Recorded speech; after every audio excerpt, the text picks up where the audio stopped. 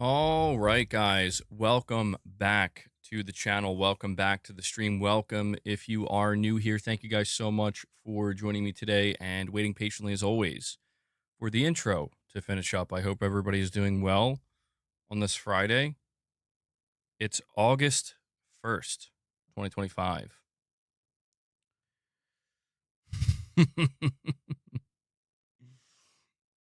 MRPD says, bro, put a guidepost in his room. Someone send him a like. Yeah, changing up the lighting a little bit.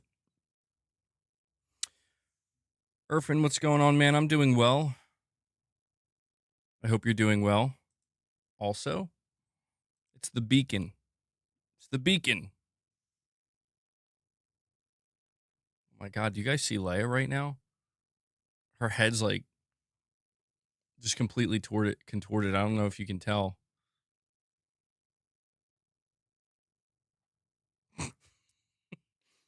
Sorry, Leia. Didn't mean to startle you there. I look jacked. Thank you. Thank you. I appreciate that, Irfan. I try. I do try.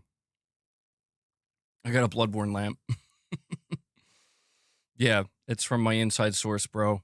They let me know what Sony's plans are with Bloodborne, and I got so excited I had to put up a Bloodborne lamp. I look pumped up. Thanks, man.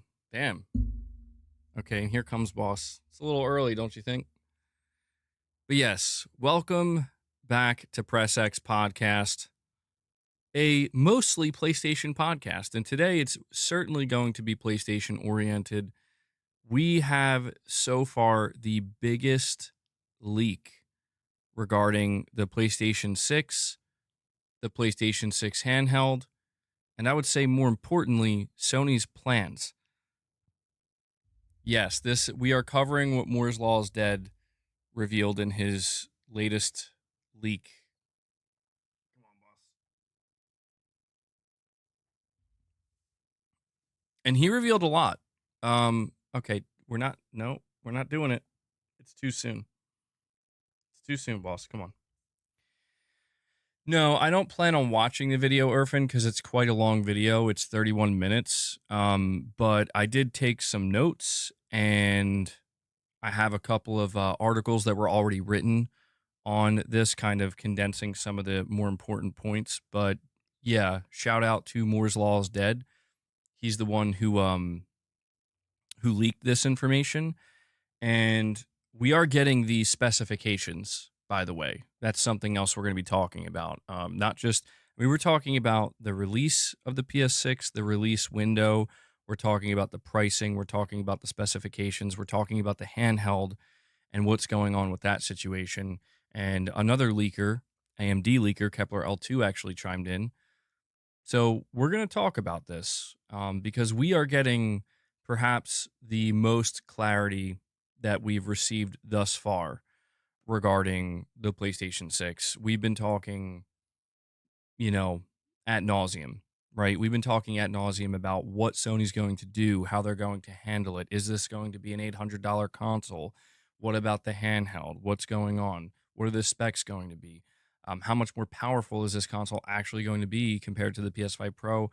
So on and so forth. But yeah, we will dive into this. I'm just going to give it a couple minutes here, let more people kind of file in. I do apologize. I am streaming an hour later than I normally do. So I think that might have thrown some people off. I have no doubt that some people came to check on the channel today and probably just saw that video I put out and thought that that was it. But no, still wanted to do a stream. Yeah, Prince, we're going to talk about that. That's very interesting that Sony's going to make that a way in which you can use this PlayStation 6 handheld. But yeah, before we dive into any of this stuff, I do want to thank you guys for tuning in. If you enjoy Press X Podcast, if you enjoy these streams, or if you just enjoy any aspect of this content, do me a favor and take a moment and hit that like button. What do I think of Battlefield 6? Battlefield 6 looks really good. I'm going to talk more extensively about that on Sunday, probably. Sunday stream is unless there's like some kind of big news that comes out today or tomorrow, I'm probably going to dedicate Sunday stream to talking all about some games that are coming out in August. And Battlefield 6 isn't coming out in August, but the beta is. But yeah, it looks very good. Looks like they're going back to the roots of what people want from a Battlefield game. MBG with his low power mode gaming. Yeah, man. Absolutely. Well, I'm glad you're happy, Tarnished. I'm glad we could make it happen. Yeah, the sound design. The sound design in the Battlefield games is always next level. I've always appreciated that. I don't think anybody does sound design better in terms of just, a military shooter and how it should sound and how the battlefield should sound. They do it really well. Dice, that is. And we have Michael Lynch with a $5 super chat. Thank you for that, Michael. He says Battlefield 6 impressions overshadow potential PS6 and handheld news. You think so, Michael? You think so? I mean, yeah, I was thinking about prioritizing the Battlefield talk, but the reason why I didn't want to is because, well, there's a few games I want to discuss. I basically want to do a stream where we run down the upcoming games of August, and Battlefield will be part of that conversation because, again, they're going to have multiple betas, and I was kind of going to just lump it in there. But yeah, Battlefield 6, it looks like the comeback may be real. It looks like it may be real. I watched some of that event, and the trailer looked incredible. The gameplay looks really good, man. Like it doesn't look like anything innovative necessarily. And I don't think that's what people are looking for, but it has the destructibility. It's going back to the Battlefield 3/Battlefield 4 roots, or at least, that was considered the peak for many for Battlefield. And it seems like they understand the assignment, you know what I mean? And they're going to grow it from here. So it's looking very promising. Would I review it? Maybe. Yeah. I mean, at the very least, I will play the beta and I'll let you know what I think of it. And I'm a long-term Battlefield player, long-time Battlefield player. I've been playing Battlefield since, I think, Bad Company 1. I mean, I played a little bit of Battlefield 2, or at least I tried to play Battlefield 2 on the PS2, but I couldn't really get into it at the time.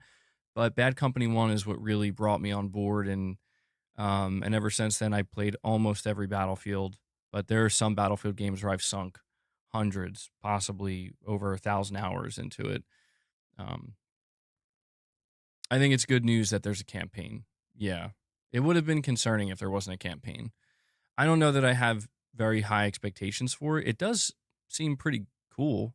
I like what they're doing. I mean, again, it's nothing crazy innovative or new, but it just seems like it's going back to the fundamentals and trying to just get those right because, yeah, Battlefield, I think, strayed too far away from that.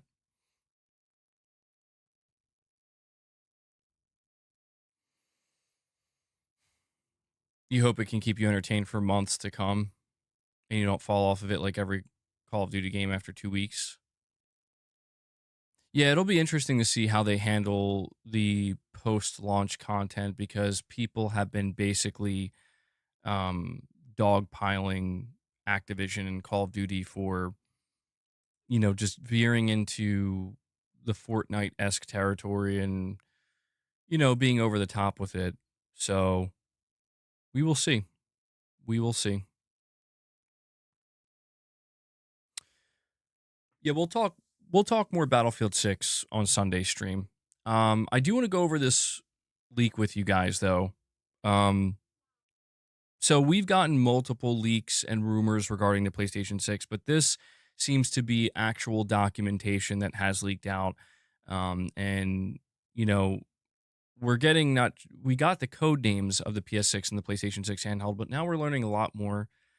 I'll go over this Push Square article. It says hardware leaker Moore's Law is dead, who previously accurately outed the specifications of the PS5 Pro, claims to have seen an internal AMD presentation from 2023, which includes a ton of potential information about the PlayStation 6. Now, before we go any further, for those who don't recall, the reason why we consider Moore's Law is Dead so reliable, he's leaked quite a few things, but specifically when it comes to PlayStation, he was the only person, as far as I'm aware, to just flat out leak the entire specs of the PS5 Pro. And it was so accurate. And he actually, I think, showed the document that Sony went after him legally. They took legal action, and he apparently had to hire a lawyer and the whole nine yards. So if you're wondering, whether or not this is a trustworthy source, um, yes, it is. It is a trustworthy source. I can't really speak to anything else he leaks just because I don't follow him like that. But when he talks about PlayStation, I think it's safe to say that he's not making this stuff up. So I just want to put that out here. And so yes, this is from an AMD presentation from 2023.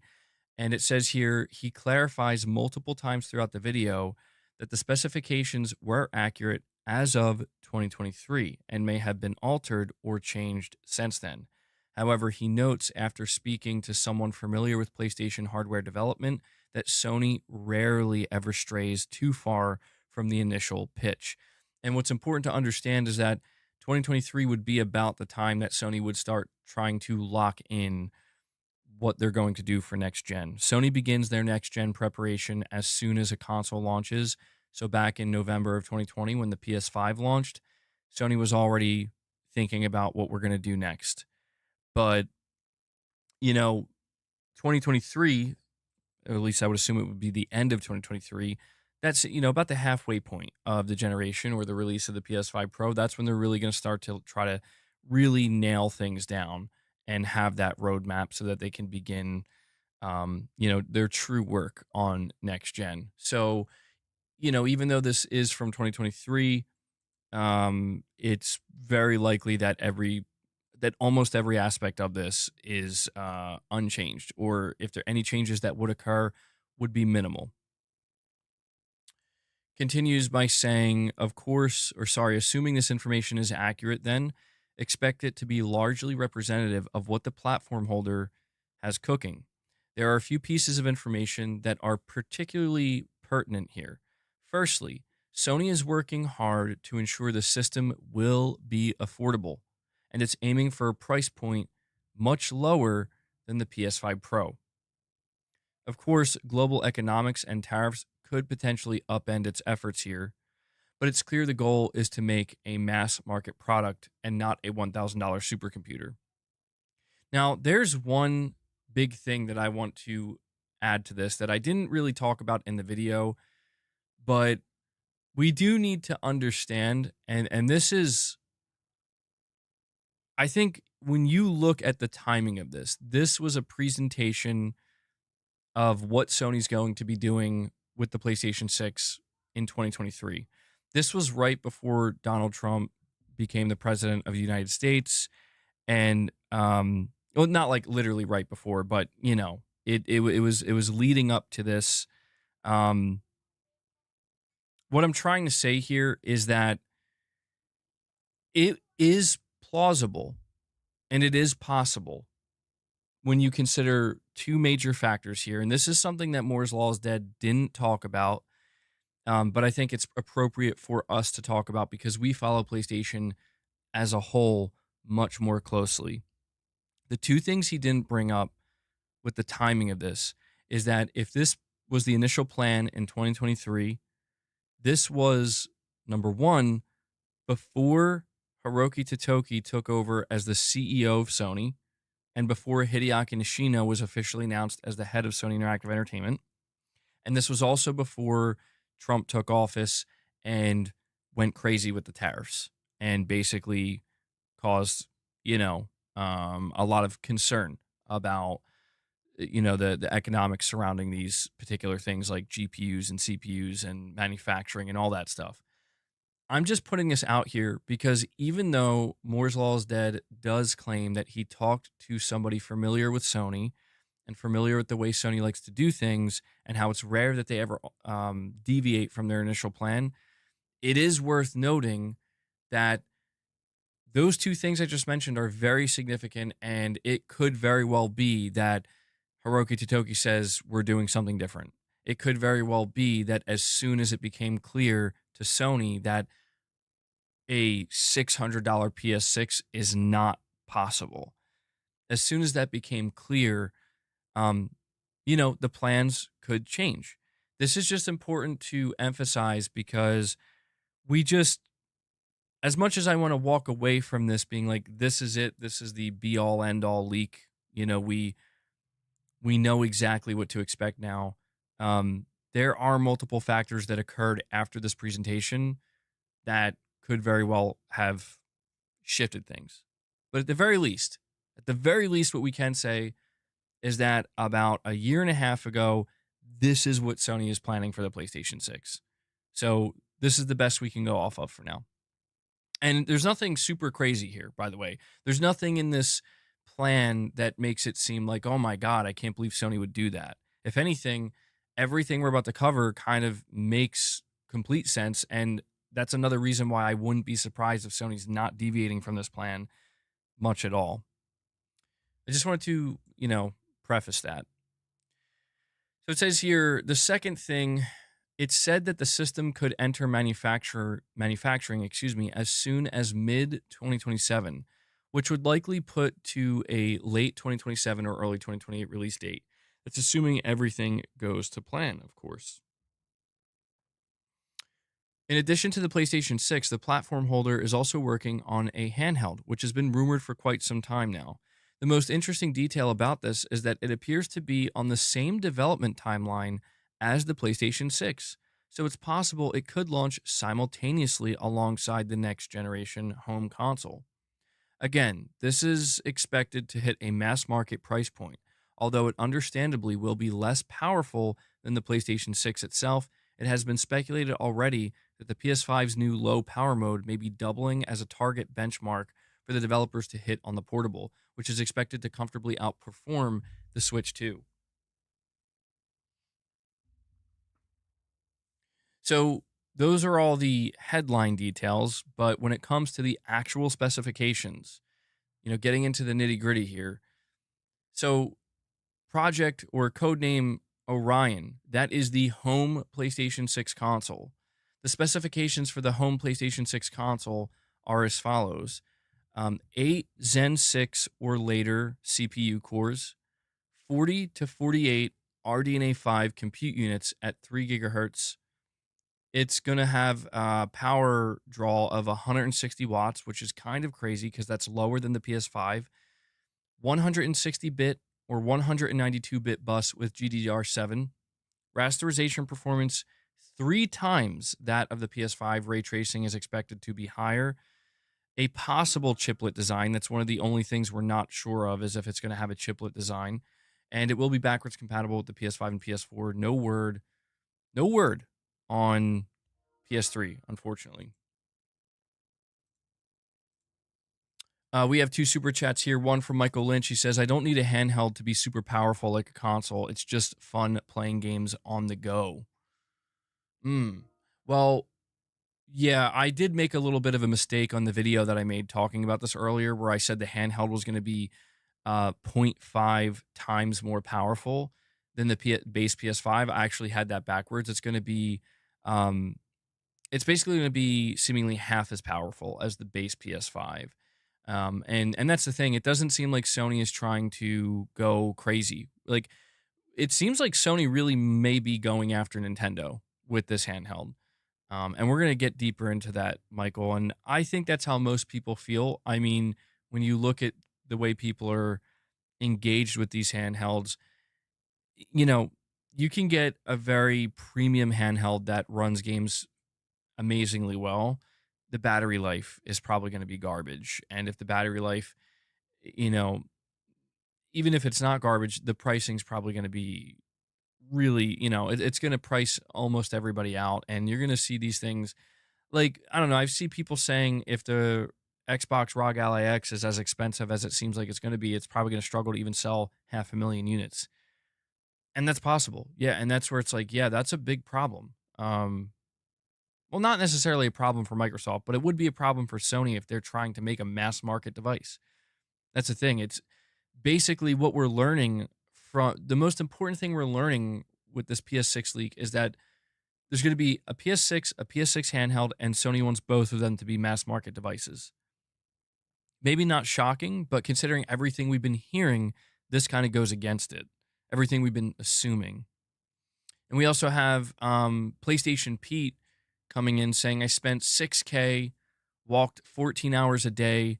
First day, passed out, Universal Studios, saw Mario, Luigi Switch, and they're at 153.10 million units.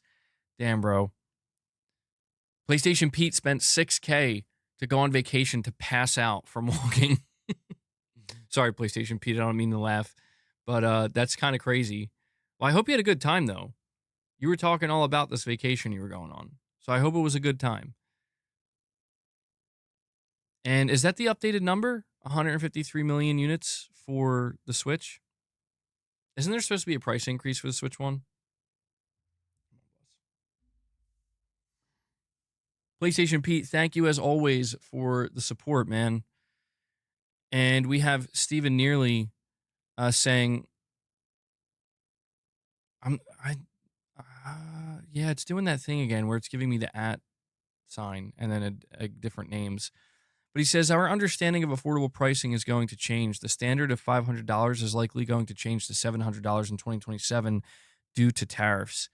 And that's why I had to do that big preface there, because this plan that Sony has in place, even though it is accurate, like this is coming from internal documentation, this is real, it could have changed quite dramatically.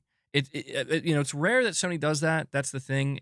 It's rare that Sony dramatically changes their plans, but at the same time, we're seeing a very swift change, a very rapid change. And what you're saying, I think, is true. It seems like, yeah, the $700 is going to be the new $500, which is very concerning for multiple reasons, but that just may be the way it's going to go down, and there's nothing anybody can do about it, at least for the time being. And, I talked to you guys extensively about how, regardless of how affordable Sony wants to make the PlayStation 6, they still have to sell it as a next-gen console. And so let's take a look at these specifications once again. 8 Zen 6 CPU cores. That's going to be probably the biggest leap right there. Just a brand new CPU. It's going to be a very good CPU, certainly way upgraded compared to what is in the PS5 and PS5 Pro right now. Now, it says 40 to 48 RDNA 5 compute units.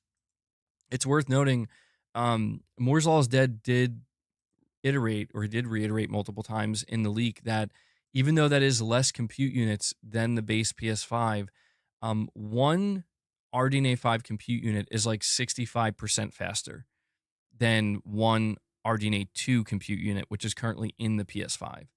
So you can understand why Sony's not going to need as many compute units, because they're going to be way faster, way more efficient, way more capable.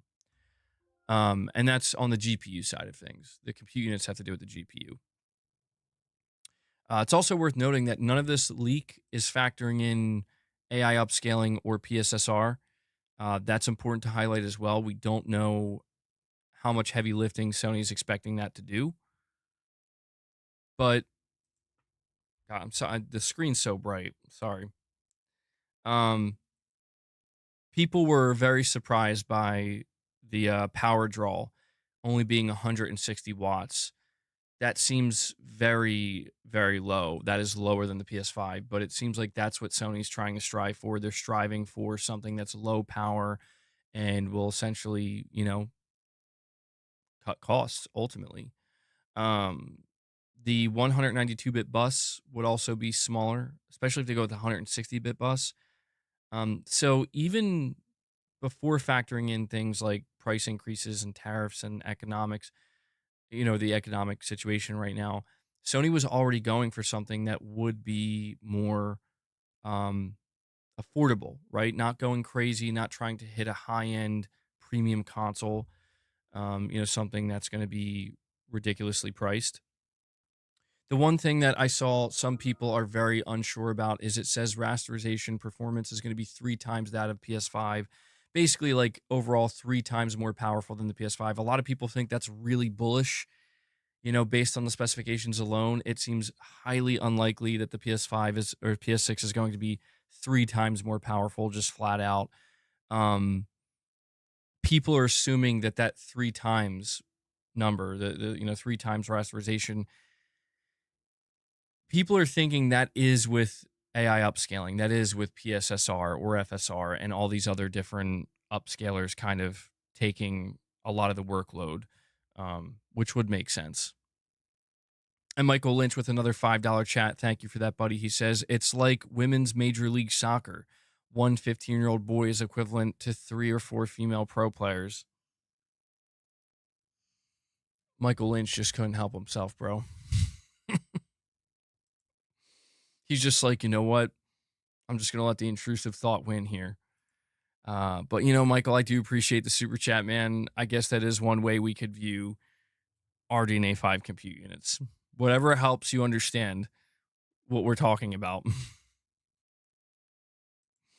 Goddamn, bro. So generally speaking, based off of what we know right now with this leak, it does seem like Sony. God, see, this is the big question, man. It does seem like Sony is going in the direction of they want a cheaper, more affordable console. People have fear, and I think there still should be some fear. People have this fear that the PS6 is going to obviously be more expensive than the PS5 Pro, right? Because the PS5 Pro is still currently $700. Um, I don't know, man. I don't know. I do believe this leak 100%. I believe that in 2023, Sony was going to go with a power efficient home console that can be sold at $500 to $600. Where we are now, can Sony still produce a powerful PlayStation 6 with these specifications that can still come in at a $500 to $600 price range? Maybe. I mean, this is where I actually want to ask you guys, based off of these specifications, do you think Sony will be able to hit that $600 mark? I don't think they'll be able to hit $500, but can they hit a $600 PS6 with these specifications? If those specs are true by 2028, it will be priced at $500 without the disc.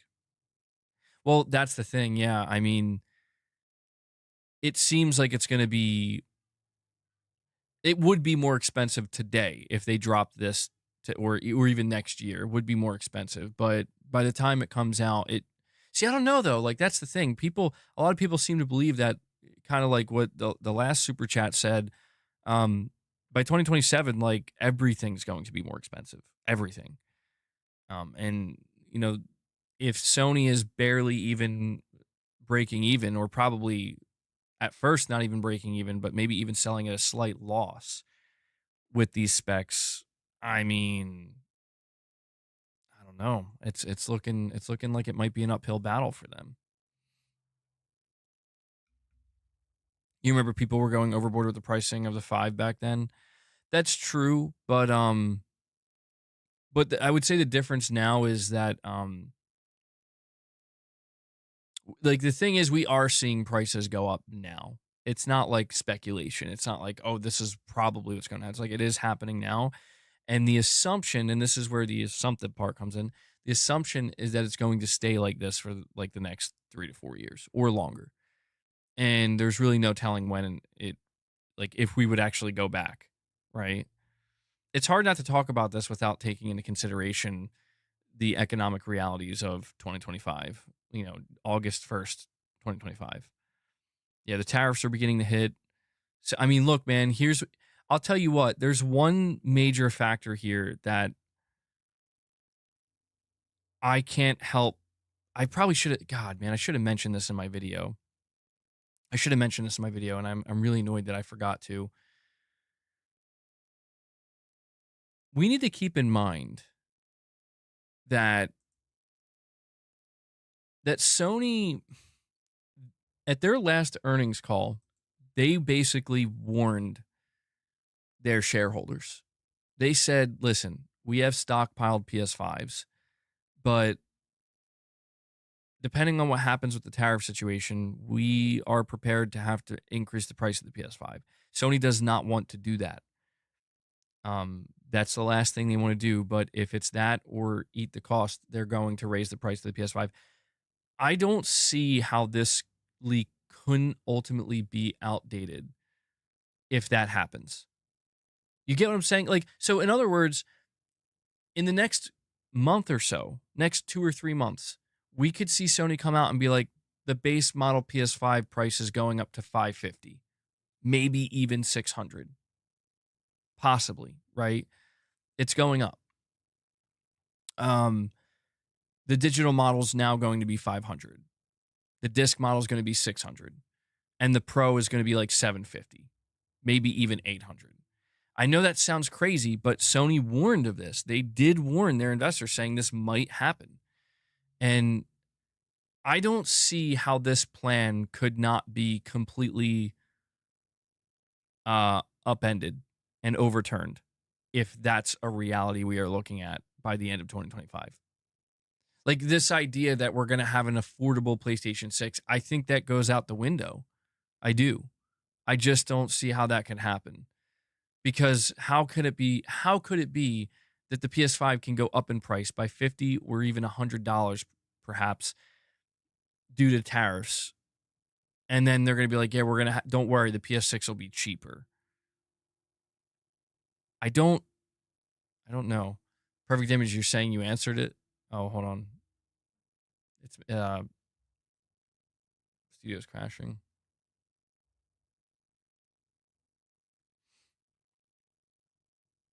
There it is. Hang tight. Hang tight. Hold on. What's going on here?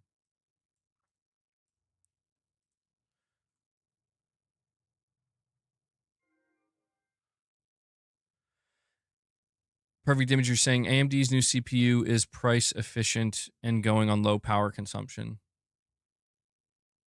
Yeah, and that's true. I mean, I'll be honest, I haven't looked that deep into it. It does seem like the main focus of the PlayStation 6 and the handheld is going to be power efficiency. You know, how far that's going to be able to extend in terms of mitigating the cost, I'm not sure. Flatted Fifth with a $5 chat says, how could newer hardware cost less than it costs now? It'll match the PS Pro price at the very least. Why undercut themselves? Well, that's what I mean. This is where I don't quite understand. Maybe this is my lack of understanding of like the next generation chipsets from AMD. I mean, I know it is going to be more efficient. It is about power efficiency and all that, but I have to like the stuff is still going to be expensive, right? Like it's still cutting edge technology, right? To a degree anyway. If not cutting edge, relatively new technology.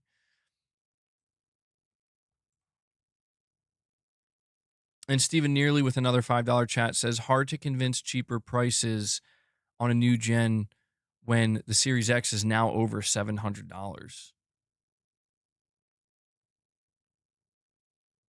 Well, I mean, that's the thing is like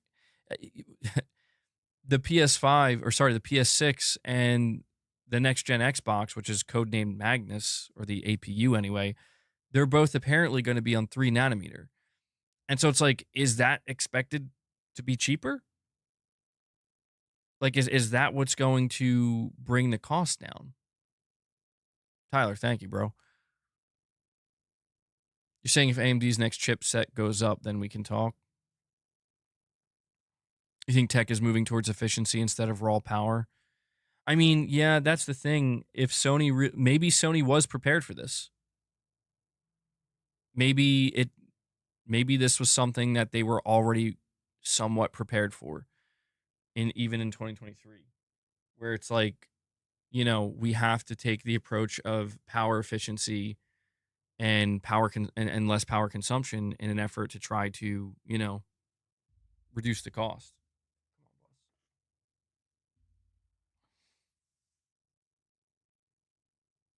3 nanometer will get cheaper than it is now. And we have a direct donation from RichRod. He says 4 letters, 1 word, yeet. Colt and Jez, keep your fruitcake keep your fruitcake hands and eggplants off the PS6, you impossible fake meat eating fruity pebbles butterscotch. RichRod, it's a bit early, don't you think, man? RichRod just comes in. It doesn't matter. It doesn't matter how long we've been streaming for. It could be 5 minutes, could be 5 hours. He'll come in with the same energy. RichRod tax in full effect. That's going to be 5 memberships, bro. Thank you, RichRod. Thank you for the direct donation. And Lore Cannon, a member for 17 months, says if the PS6 comes out in 2028, this means that the new Xbox might get the best version of GTA 6 if it releases earlier, which could help Xbox. 2028 is too far. I don't know about that, Lore Cannon, because keep this in mind. The first thing that Microsoft's going to be working on, sorry, not Microsoft, Rockstar. The first thing Rockstar's, come on, dude. Come on, stop. You got to go. I'll give you an advance. Leave me alone.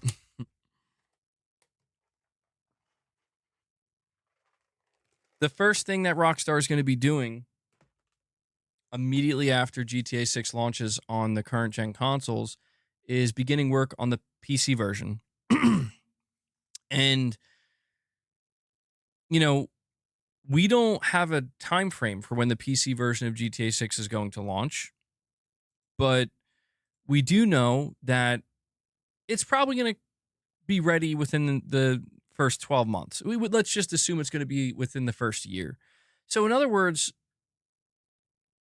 2027 is probably going to be the year of GTA 6's PC launch. And when you consider the fact that the next generation Xbox is, as of right now, seemingly going to be a PC, it's going to be a Windows-based device. Technically, when that PC version launches, Microsoft will have the best version because it'll be available through Steam. You get what I'm saying? And yeah, this new console for Microsoft, even though it is going to be more of a Windows PC-based thing and it is going to offer Steam, it will be powerful. The Magnus APU and the Magnus specifications leaked, and Microsoft seems very much like they're just going to make an expensive console.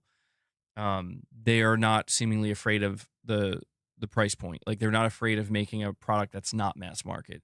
So yeah, I think the overall outcome of this is 2026 and probably most of 2027.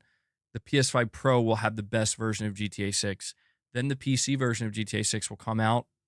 By that point, the next gen Xbox might be out, Xbox PC, and then that will have the best version.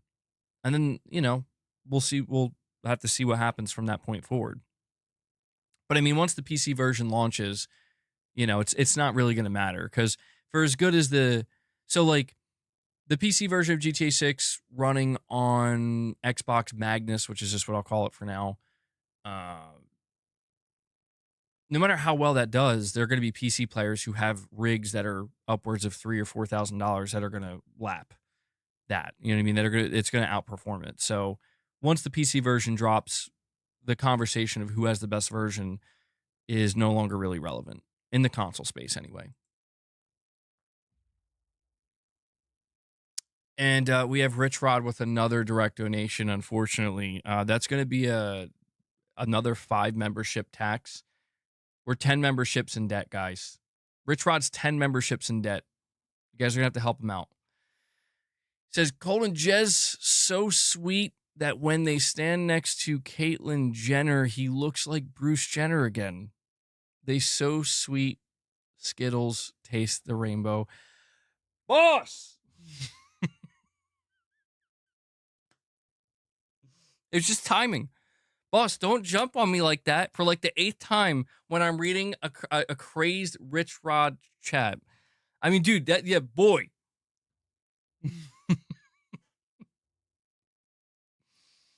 RichRod, why?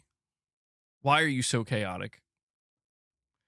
Bro, I just want to make it clear I don't have any problem with either of these individuals. RichRod has an axe to grind with Colt and Jez, and I don't know why. I have no problem with either of these individuals. I don't follow these individuals. So I just want to make it clear. RichRod, that the RichRod tax is in full effect. All right.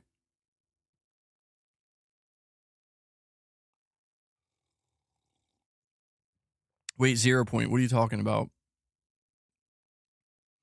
We also have Austin Garrett, a member for 16 months, saying, so what's your prediction about what first party studio game will come to Switch 2 first? Will it be softer like Astro or more mature games?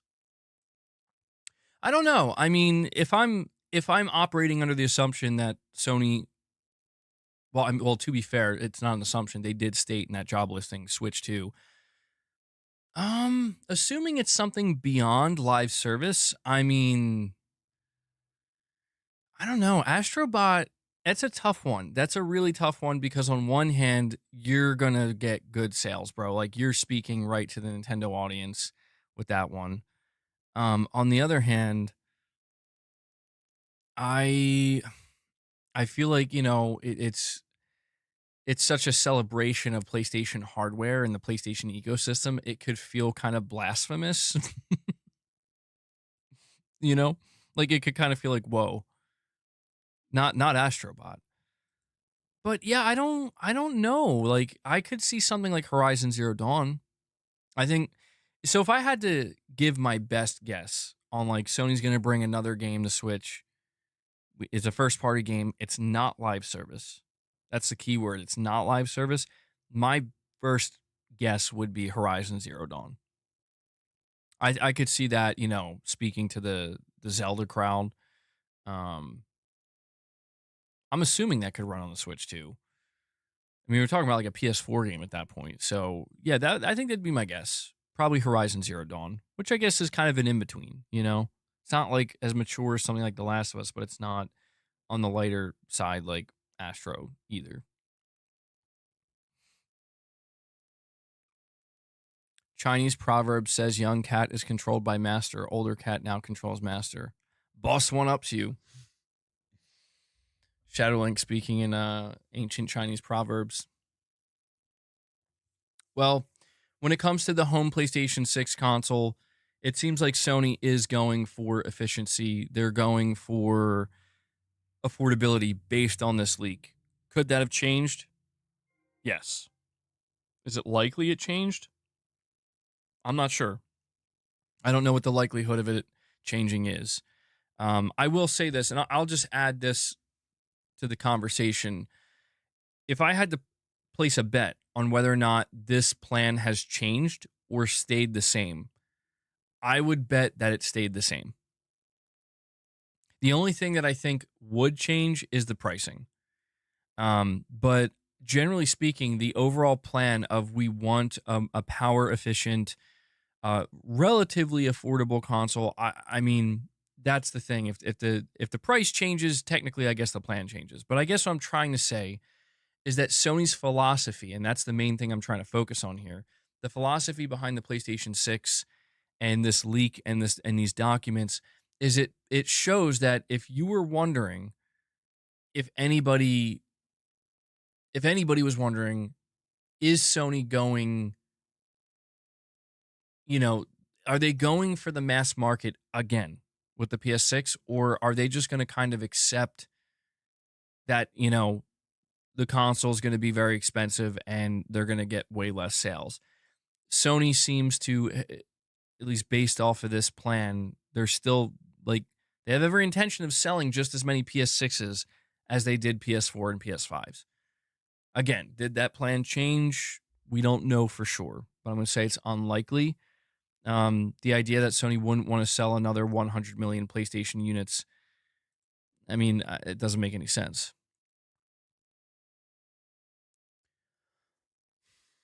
And we have another RichRod donation. Guys, we have 0 memberships. I forgot to update my member goal there. I'm sorry. We have 0 memberships. I'm very disappointed right now. Not at the fact that we have 0 memberships. The fact that we have 0 memberships and I have 3 RichRod donations, we are 15 memberships in debt. 15 memberships in debt, guys. RichRod says, I accidentally put on a cult stream when I was driving and my car engine starting to sound like, ah, vroom daddy, ah, vroom, vroom daddy. I sold the car.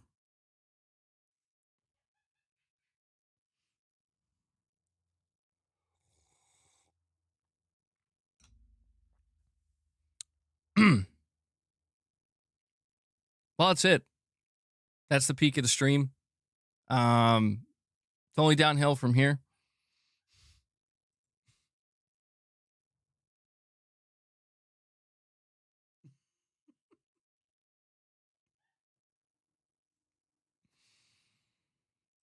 I feel so sorry for any, like, if there's a new subscriber that's like, I think I'll check out this Press X podcast. What's this all about?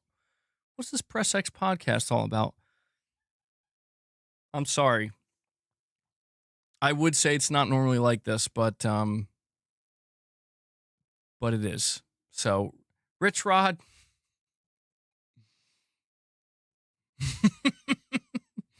Shadowlink says he straight up had to stop driving to laugh at that. See what you did, RichRod? You damn near caused an accident on the road. I'm going to have to make that a soundbite. Prince Groove says, never doubt Grok Cerny's genius. MBG X Twats cope. Oh, wait, I read that wrong.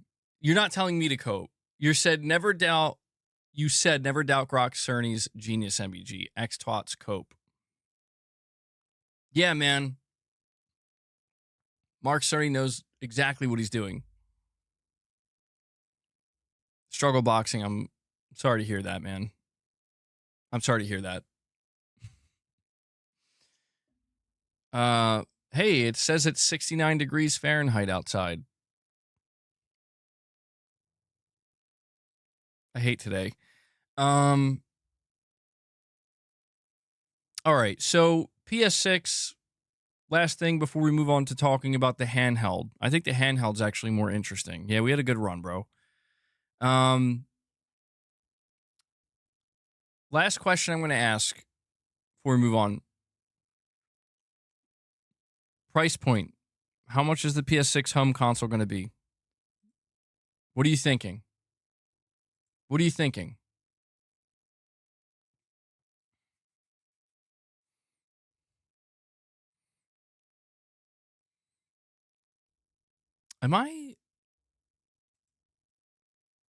I feel like there's a delay on the stream.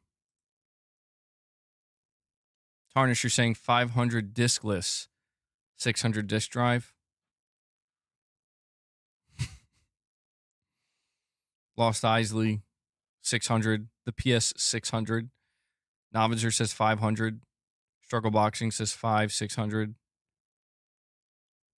Irfan says Sony should release the PS6 after the 2028 election. Well, that's what's weird is like we got that report from Detective Seeds where he was saying that he talked to an engineer at PlayStation and they claim that they're targeting like 2029 at this point. And what's interesting about that, it's a bit of a conflicting report here where it's not to say that the information that Moore's Law is Dead is giving isn't accurate. It is, but it's just the fact that it's from 2023. So is it possible that Sony actually was just like, screw it, like completely scrap that plan, we're pushing it back 2 years? Because if they pushed it back 2 years, that would effectively change the entire plan. I don't know. At this point in time, I'm more likely to believe that we're looking at a 2027 launch. Because you could always think of it like this too. Sony could always lower the price. Like if things are expected to change or get better, economically speaking, after 2028, depending on what changes are made, they could always lower the price. And that could be a great marketing point. But I don't know. There's too much, even though everything in terms of the specs leaked, there's still much we don't know.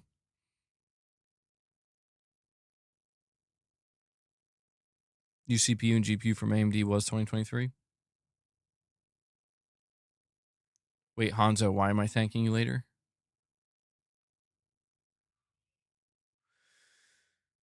Well, we'll see what happens. I want to talk about the handheld because the handheld is even more interesting. So the code name for the handheld is Canis, and the most interesting aspect of this documentation that leaks the specs of the handheld is that it seems abundantly clear that this is a PlayStation 6 handheld. This is a PlayStation 6 device that will seemingly launch at around the same time as the PlayStation 6. The reason why that's important is because we were assuming for a little while there, not assuming, but we were getting different leaks here and there, and then there were some assumptions thrown in. So it was a mixture of rumors, leaks, and assumptions that this was going to be kind of a separate device. Like it will be launching around the PS6, or it'll launch at the end of the PS5 gen, but it's not necessarily going to be marketed as a PlayStation 6 device. This documentation seems to make it very clear that this is a PlayStation 6 portable.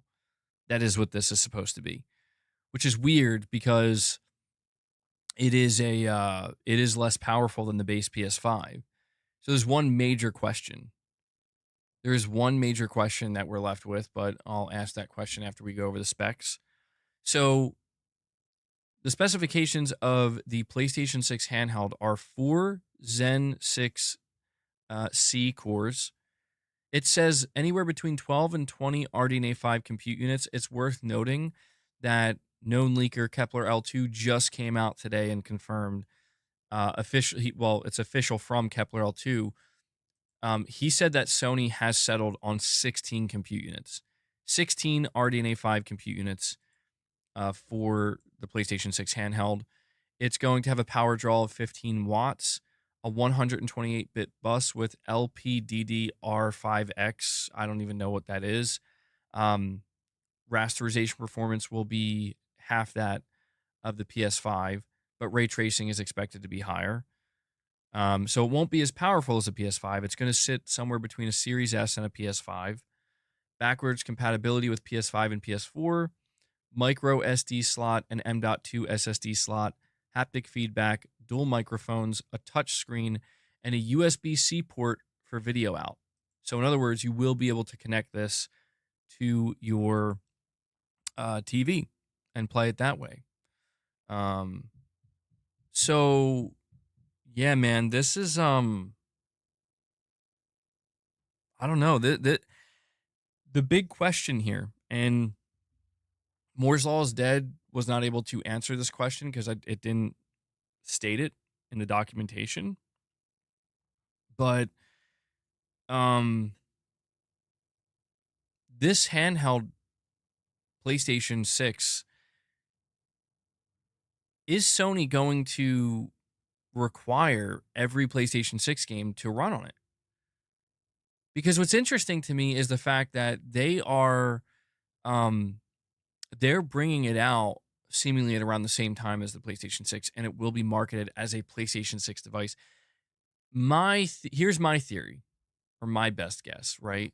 My best guess is Sony's not going to require developers to get their games running on this thing. I think the way they're going to handle it is they're going to try to encourage, entice, and lightly push developers to get their games running on this thing and to scale their games down, so that way they're compatible, right? It'll be the home PlayStation 6 version, but it's also compatible with the PlayStation handheld or the PlayStation 6 portable. And I think their solution, because the question has to be asked, what is going to be the solution for all of the games that don't run natively? That all of the studios and the developers that don't scale their games down, and it's just like, no, it's just the PS6, PS5, the PlayStation portable version is not It's not a thing. I think Sony's solution to that is going to be what they offered with the PlayStation Portal, and that is streaming. I think that's going to be how they're going to approach it. Because think about it. If Sony comes out and they treat this PlayStation handheld like a Xbox Series S device, that's going to effectively kill the PlayStation 6 generation. It'll kill the PlayStation 6 generation because it's not even as powerful as a base PS5. So I think that that's pretty much the way they're going to do it. I think they're going to try to really encourage developers to get a version to scale their game down to get it running in this low power mode, which will ultimately be the handheld mode. And and for those that don't or those that can't, the solution for the consumer will be you can stream it just like you do with the Portal. That could be messy though. The problem with that is it makes it kind of messy because think about it. This device, based off of what Moore's Law's Dead said, based on the leaked documentation, this device is seemingly not going to be that expensive either. Like they're trying to make this a $400 to $500 handheld, and they want it to be competitive with the Switch 2. And so it does become a little bit of a challenge, right? Where it's like, well, it's going to be hard to sell this thing as a PlayStation 6 device. It may just have to be sold more as a PlayStation 5/4 portable with some PS6 games playable, most PS6 games probably streamable. That's probably how you'll play PS6 games. Um, I mean, I just think to myself, like, all right, so if Insomniac is making Spider-Man 3 right now, they're obviously going to target the PlayStation 6. At least that's my assumption. I say that's obvious, but maybe they're not. But, let's just say they're making Spider-Man 3 and they're targeting the PlayStation 6. That would mean they're going to have a Spider-Man 3 configuration that will run natively on this handheld device. Um, I don't know, man, because like if let's just say, let me take a step back. Let's just say Insomniac. No, see, I don't know. This is very confusing to me because like Spider-Man 3 is not going to be a PS6 only game. It feels like theoretically any game that could run on the PS5 could be scaled down to this low power mode. Right? Like that feels like what we're looking at. And when I look at the next generation, I have to question what game is not going to be cross gen. And my answer to that is none. I don't think there's going to be any game that's not cross gen. I don't think there's going to be any PS6 only games for years. So it's like, I don't know. I don't know. I mean, accept reality. It's time to pay karma for the Series S. Not quite. We're not there yet. We will be if it's mandated. Like, I'm just trying to figure out how the PlayStation player would feel if Sony comes out and they're like, here's a PlayStation 6 home console and it's $600. Here's a PlayStation portable console that's $500 or $400. And here's Spider-Man 3. And then you're like, oh, awesome. So if I buy Spider-Man 3 digitally, I buy the PlayStation 6 version of Spider-Man 3 digitally. I also buy this PlayStation handheld. I will have access to this game and I can play it on the go. Unless there's no PSP version made. It's like, no, this game is not compatible. Spider-Man 3 is not compatible to be played natively on this new PlayStation handheld. You can stream it. I mean, I don't think people are going to feel good about that. But see, that's where my confusion comes in because it's like Spider-Man 3 will be cross-gen. There will be a PS5 version. So with that in mind, realistically, do we really think that Insomniac's not going to make? Yo, I was just thinking, what if that's something Nixxes is going to do? Now that's an interesting thought. Maybe one of the things Nixxes is going to work on or be asked to work on is they're going to handle the the PlayStation Portable version of games. Like they're like basically that studio is going to import games. They're going to scale them down to work on this handheld. That's an interesting thought. Mm. But if they're doing PC versions as well, I don't know. It's a lot going on. If it is half the power of the PS5, that's going to be very close to a Series S level GPU. Well, yeah, I don't know. I mean, it's going to be using RDNA 5 compute units apparently, so I'm not really sure what type of difference that's going to make.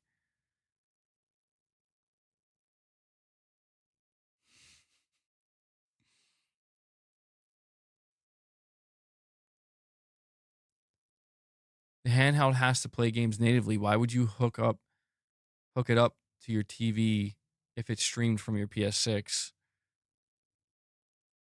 Yeah, that would be yeah, I don't know. I don't know, man. It's I'm a little bit nervous. I'm going to be honest. Like the more I learn about how Sony's going all in with this handheld situation, like it's cool, but I am a little bit nervous in the execution. Like I don't want this to be some kind of clusterfuck confusing nightmare scenario where it's like, bro, what are we even looking at right now? What are you, Sony? What is going on? I don't know what's going on right now. I hope it's not that because I feel like the Portal was close to being that until but the message was very clear: streaming device, streaming. You stream games. That's all you do. That's it. And that's fine. And I think, it's one clear message and it's a $200 device. Okay. I feel like everybody kind of understands it. Well, that's it. It's not complicated.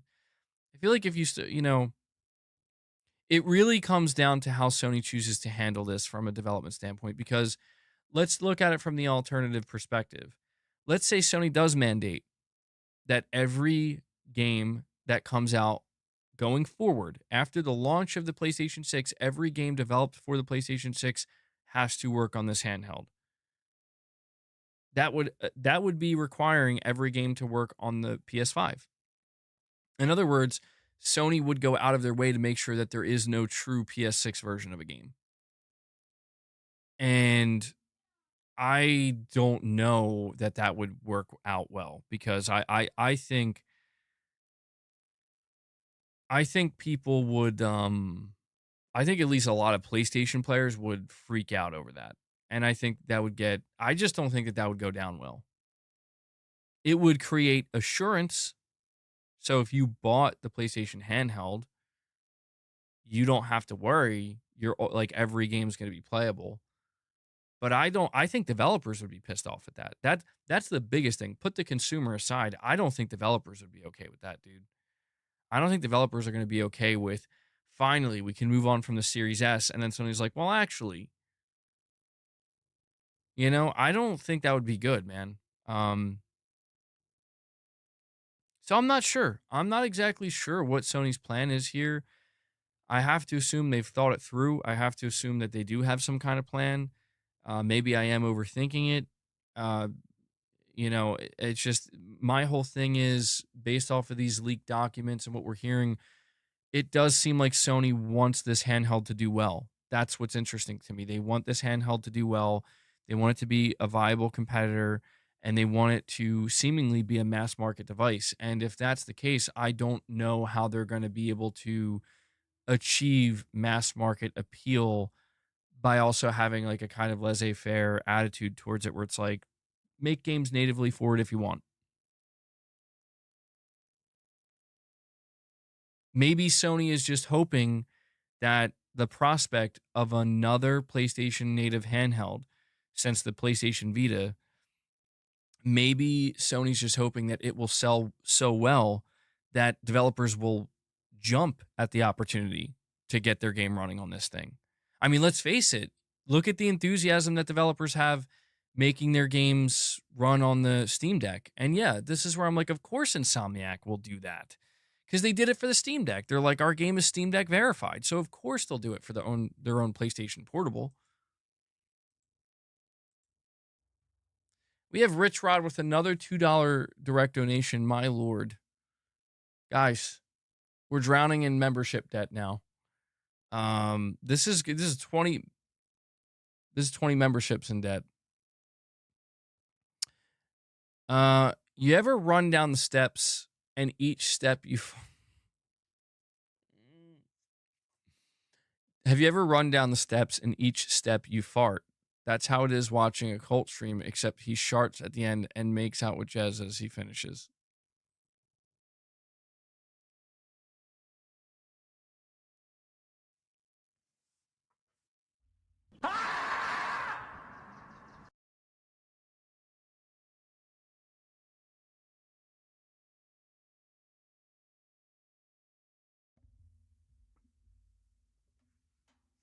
I don't even know what to say, RichRod. Bro, like, and Corey, the legend Landiga, at Mr. Landiga, he's like, you know what, man?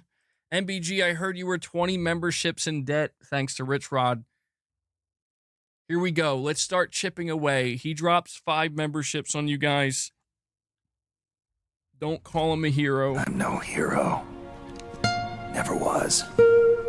Never will be. RichRod, well, not at 50. If you want a butterscotch emoji, you better start dropping memberships. That's what Mrs. MBG just said. And Shadowlink comes in.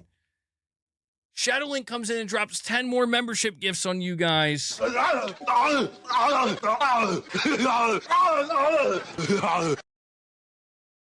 Shadowlink, he just paid half of RichRod's tax. He just paid half of RichRod's member tax. 10 bomb from Shadowlink. Thank you so much, Shadow and Corey. You guys are awesome. And Hellbound 1981, another legend, comes in with 5 more memberships gifted. And just like that, the RichRod tax has been taken out.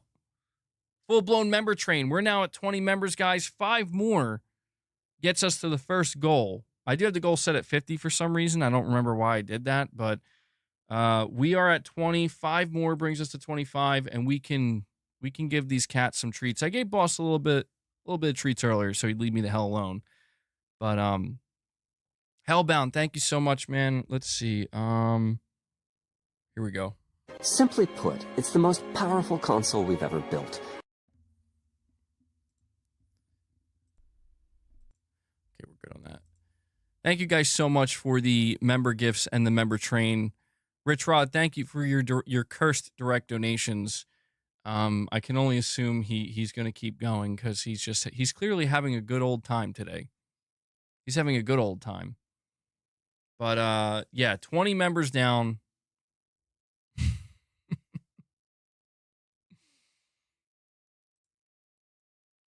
Hopefully those aren't echoing, are they? Mr. Landiga does sound professional. It does.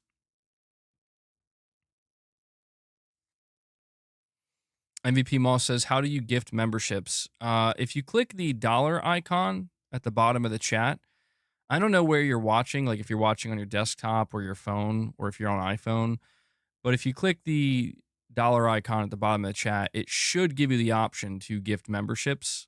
I know there's still a bit of a problem with it on iPhone or for iOS users. So you could see if that works for you. Yeah, RichRod should drop memberships. If you want a butterscotch emoji, RichRod's getting away. He's getting away with this. He can't keep getting away with this, bro. I appreciate the thought, MVP Moss. I appreciate the thought. I mean, look, some people, and it's up to you if you want to pursue this, because I don't know how annoying it is. Some people have gotten around the no membership gifting on iOS by logging into YouTube through Safari or on Google Chrome on your phone. Sometimes that works. And Isley comes in. Lost Isley comes in and drops 5 more memberships for you guys, crushing the first goal, bringing us to 25 members. Lost Isley, thank you so much for that. It's time to feed the cats their treats. I would say the beast, but now every cat wants treats, so. Boasty, read me. It's time to feed the beast.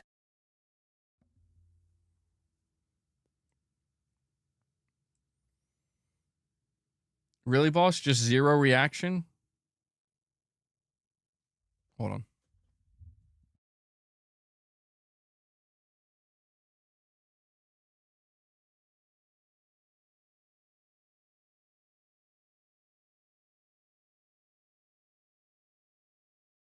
You got yours earlier, boss. But, oh, no. Here we go. Yo, I wonder if I can, like, change the lighting, though. Hold on.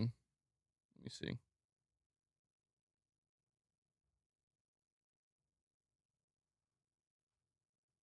When we're feeding boss his treats, we should change the lighting. What should it be? What color should the lighting be? Red?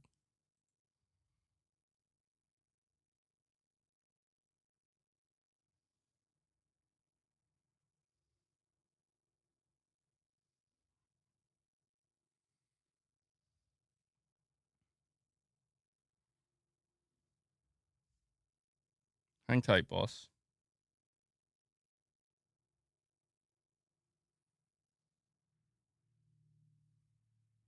Oh, man, that looks kind of creepy. No, maybe that's a bad idea. That looks a little too...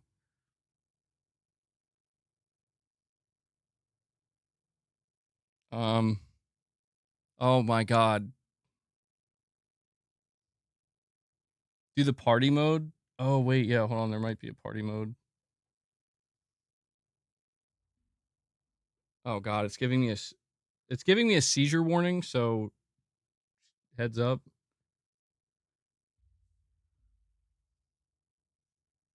Oh, my God. Dude, it's telling me I need to update my light bulb. No. I'm not updating my light bulb. Not right now.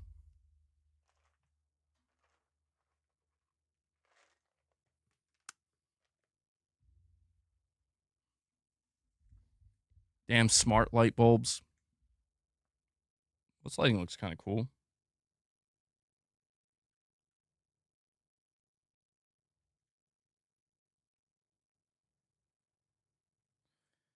All right, hold on. I gotta fix this now.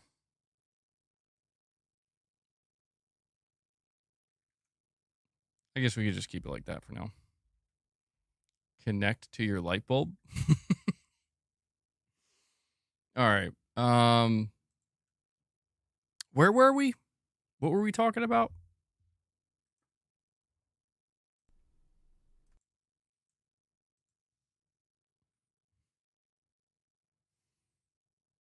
What in the future is this? We got smart light bulbs now, bro.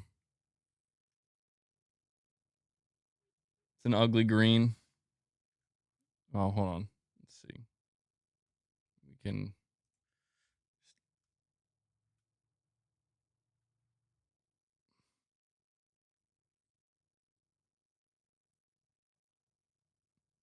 The red looks kind of ominous, though. It does kind of have that Bloodborne look to it.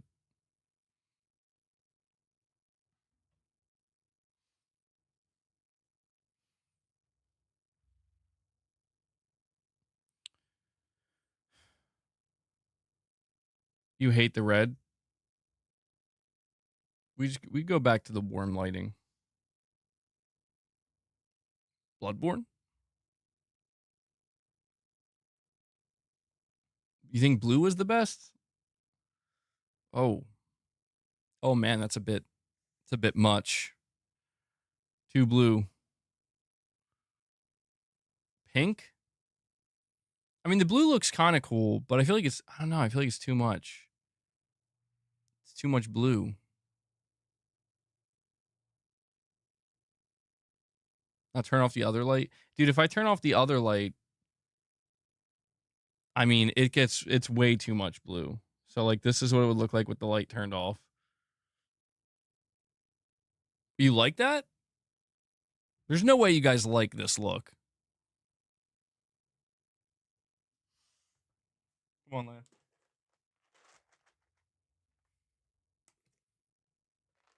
Oh, I'm sorry. I just nailed you in the face. Sorry, Lan.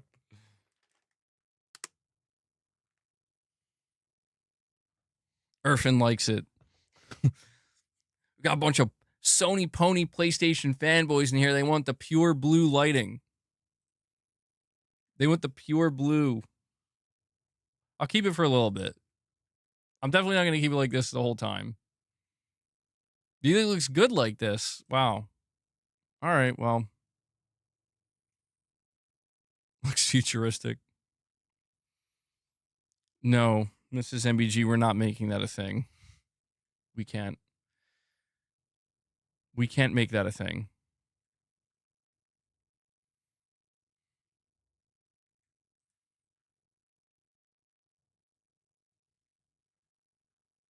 Sorry, I'm waiting for Leia to finish up so I can give Luna her treats too, and she looks like she's about to like attack or something. I want to try one other thing real quick though, just because Mrs. MBG asked me to. You do pink. Welcome to my stream, guys. Not too bad actually. I don't know that it suits me, but GTA 6 release, right? This will be the lighting we have when GTA 6 releases. Maybe. Vice City.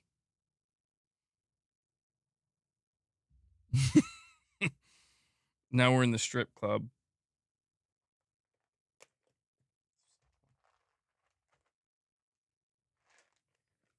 Literally all three cats line up. Now we have to do purple for Wes. Let's see. I don't know if purple's going to come through. This might be the closest we can get to purple. There we go. There we go. We did it. Got a little bit of purple going on.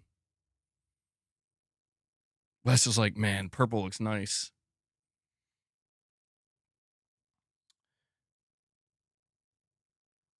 Blue wins. Rainbow. Apparently there is a rainbow setting, but I have to update my light bulb to do it. So I'll have to do that later on. That's the future we live in now, guys. We got to update our light bulbs. Purple's a girl color.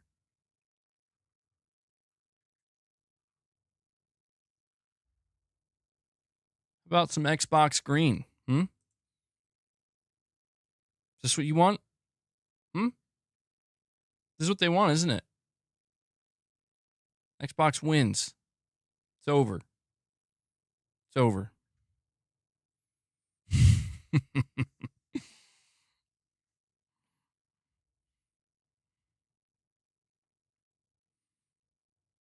Stage 1 likes it. All right, here's what we'll do.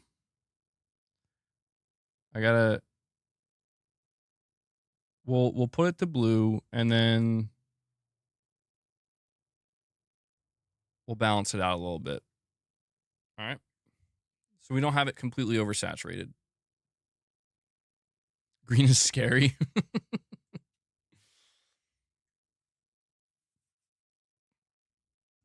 All right.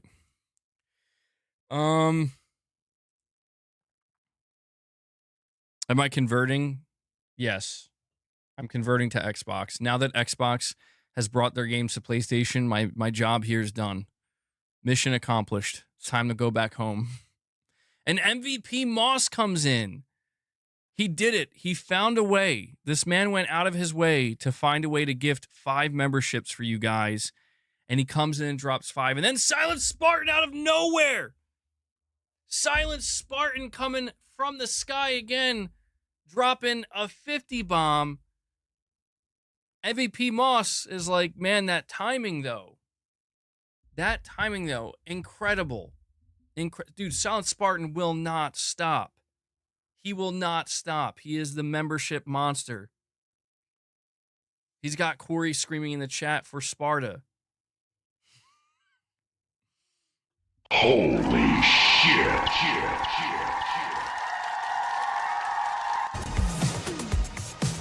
Good God. I'm going to play these 2 sound bites at the same time.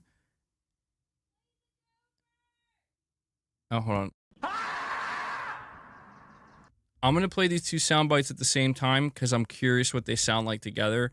I apologize in advance if it's really cursed. I'm no hero. Good God. That was the wrong one. Never will be.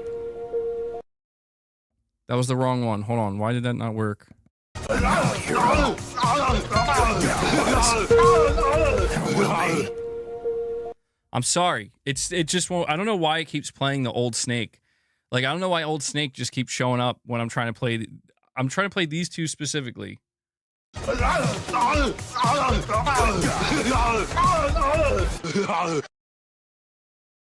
There's a really good chance I'm going to get a copyright on the stream because sometimes when I mix and match the sound bites, they get caught in like the algorithm or something. Like one of these scanners or some shit thinks it found.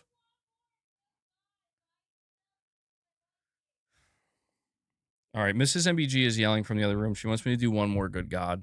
All right, last one. Last one. Good God. I mean, that is a good one. I think I'm glad I made that one a soundbite. The best part is that my favorite thing about that soundbite is if you know, you know. If you don't know, you can still appreciate it. But if you know, you know. Well, Silent Spartan, once again, man, thank you so much for coming in and dropping 50 more membership gifts for the community. That has, between MVP Moss dropping 5 and then Silent Spartan dropping 50, we are now at 80 members. So I'm going to owe you guys some reps at the end of the stream once again. Just a huge shout out to the community, man. Thank you so much for supporting me, supporting the podcast, and just supporting the content and the community in general.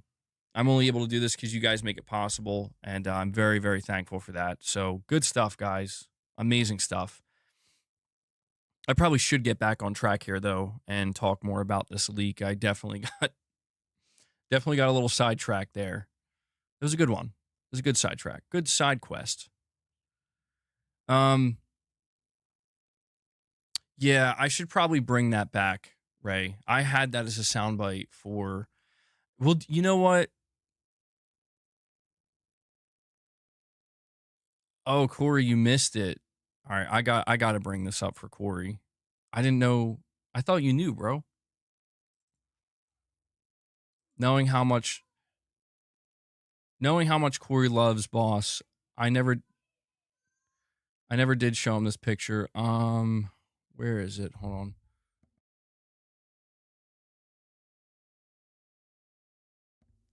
All right, this is Baby Boss, by the way, and Angry Whale Watcher.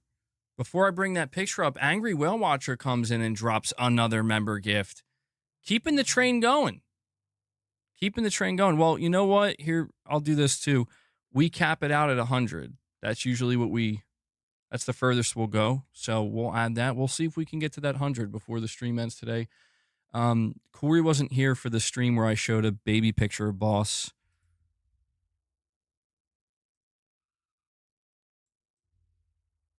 There he is. That's Baby Boss. I think this is a picture of him actually at the shelter where we got him from. He was really tiny, dude.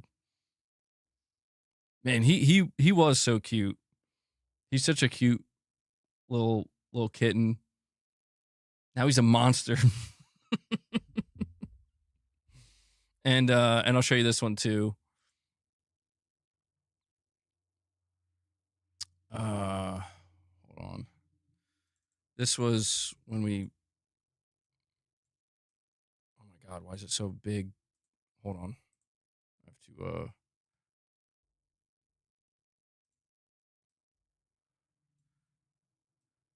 This was when we brought him home. This was the first day he came home, and he was having a good old time. He was exploring. They held me captive before I got too big for the cage. Yeah, Boss broke his rusty cage, man. But and I'll give you guys one more bonus picture here. Some of you may have seen this one before, but this is like the craziest picture of Luna that we've ever taken.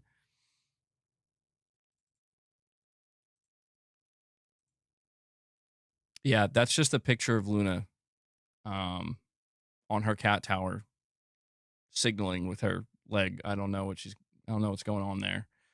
But look at that from Soft boss. Yeah, here you go, From Software. For Bloodborne 2. I'll give you this one for free. But there you go. Wanted to definitely make sure Corey saw that because, yeah, I forgot the day we brought those pictures up on stream. I don't think he was here. She has that Cthulhu energy. She's just saying hello. Transforming into a triangle. All right. Well, again, thank you guys for that. I probably should get back on track here. Silent Spartan says, got to get back to work. Hope everyone has a great day. Damn, dude.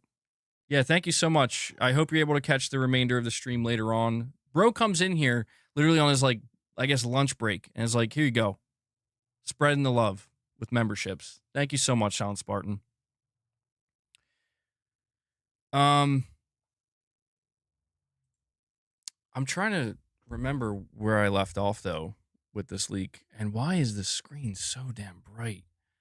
Holy shit. Hold on, I gotta get rid of this. All right, well, getting back to the conversation of the PlayStation 6 next gen,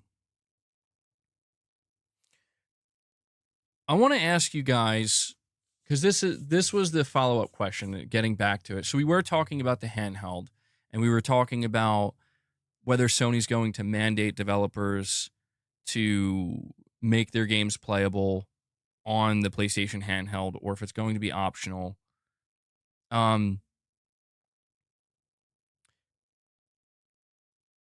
I think if Sony were to mandate, if Sony said you have to make your games playable on the upcoming PlayStation Portable, I do think that would potentially ruin the generation for Sony, because I think that situation, it's too risky. I think that you're going to have developers that want to push the limits of what the PS6 can do potentially, or at the very least, developers that at some point are going to want to move on from the PS5. Cross-gen, even though it may last a very long time, will slowly begin to end between the PS5 and the PS6. And when that happens, you don't want to see PlayStation in that Xbox Series S situation. And especially if it was done willingly, you don't want to see them run into those potential problems where it's like, yeah, we're not able to get this game running on the PlayStation handheld. So, maybe Sony could mandate it at first, and then later down the line, when cross-gen begins to end, maybe they could cut it off. But then you're going to have, that's like lawsuit territory potentially from the consumers who bought it under the assumption or the promise that all games are going to work on it. So, Perfect Image was saying that he said in the chat that the Portal was basically a test. And I think you're right about that to a degree. I do feel like you're right about the Portal being a test where Sony wanted to know if a streaming only device would be received well or if it would flop. And when the Portal first came out, when the Portal was first revealed at the 2023 showcase by Jim Ryan, the entire conversation around it was, this thing is going to fail. Nobody wants this. Nobody wants to stream their games. And even I was looking at it and I'm like, yeah, this was a mistake on Sony's part. Like, this thing's going to fail, and it's going to fail hard. I was wrong, and so was everybody else. It turns out that the market actually really did want a portable streaming only device. Now, granted, I don't think the PlayStation Portal sold millions. I don't think it did huge numbers, but Sony had very low expectations. And the one thing that Sony kept saying is that it surpassed their expectations numerous times. Like, it went way further than they ever imagined it would. And so that may have sent the signal to Sony that, yes, a portion of your player base, a portion of gamers are totally okay buying an extra device, an accessory device. It's not necessary, but it's there if you want it, that only streams games. This might have made Sony feel comfortable enough to make it so that the proper native PlayStation handheld does not have a mandate. It does not have a parity requirement. It will be up to the developers. And so it does create again a bit of a dichotomy here where consumers are going to look at that. They're going to see a much higher price point, $400-$500 potentially, and Sony will have to tell them that not every game will work on it. That might be a tough sell. But again, we live in a day and age where something like the Steam Deck, not every game is Steam Deck verified. Not every game can run properly on the Steam Deck. And we are seeing even PlayStation studios and developers going out of their way saying our game is now Steam Deck verified. I think that makes it kind of clear that that's the approach that they're going to take with the next gen handheld or the PlayStation 6 handheld. And I think you also have to imagine Sony is very much aware of the, you know, of the issues. Not a ton of issues, but over the course of the Xbox Series S's life, there have been some issues. There have been some issues, and developers have talked about it. And, I've even seen some players expressing frustration. Most games run fine on the Series S, but when it's run into issues, it was kind of a big deal. So you would imagine that from that perspective, Sony would want to avoid that as well. Are you good? Michael Werner says, "Hey, Big Papa." Yeah, I don't know. I'm trying to like get back on the rails. I'm trying to like get back on track, but I don't think it's working. I don't think it's going to work. Is that true? The PlayStation Portal sold 2.3 million. Let me double check that.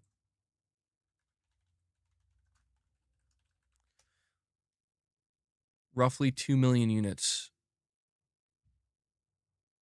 That's according to research firm Circana. In the US, over 4% of PS5 owners have purchased a Portal, making it the top-selling PS5 accessory in dollar sales for 2024. So, yeah, by this point in time, if that was 2024, it's probably over 2 million now. 2.3 million actually sounds about right. Damn, dude. That's pretty good, actually. I mean, for a cloud only, or not even a cloud device, a streaming only device, you can access cloud games if you have a PlayStation Plus membership. How confident are we on the specs of the PS6 handheld? It seems pretty legitimate. Moore's Law is Dead made it clear that these are leaked documents. These are legitimate documents, and the specs that we're seeing for the handheld. There is another angle I want to talk about with you guys with this handheld, and that is, does this seem to like? I'll tell you how it seems to me, but does this seem like Sony is actually going after the Switch 2 and going after Nintendo? Or do you think this is them just basically trying to make sure that they have a device out there on offer that, hey, Microsoft has one, Nintendo has one, everybody and their mother, Steam has one, everybody has one but us. Do you think it's that they just want to make sure they have their own device they're offering, that option? Or do you think this is them actually trying to go after Nintendo? I'm kind of curious what you guys think about that. Because according to Moore's Law is Dead, based off of these specifications, he was speculating that the price of this PlayStation handheld will be maybe $400, maybe $500, but it's not going to be like some kind of crazy $700-$800 handheld.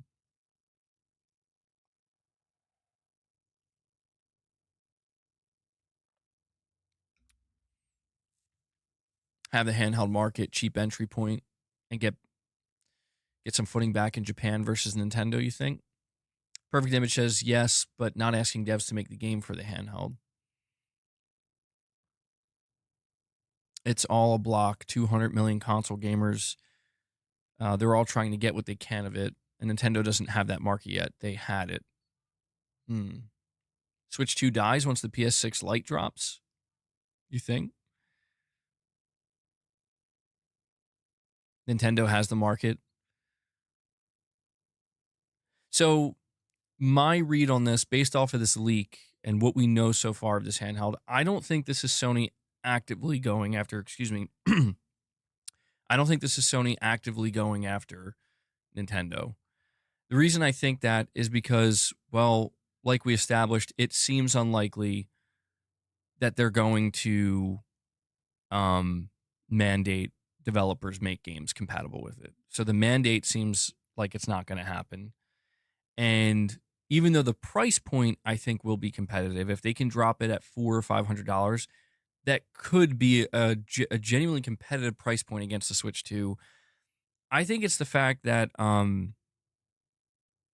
that Sony, I don't think, frankly, has a chance, and I think they understand that they don't have a chance to convince prospective Switch 2 buyers to get a PlayStation Portable instead.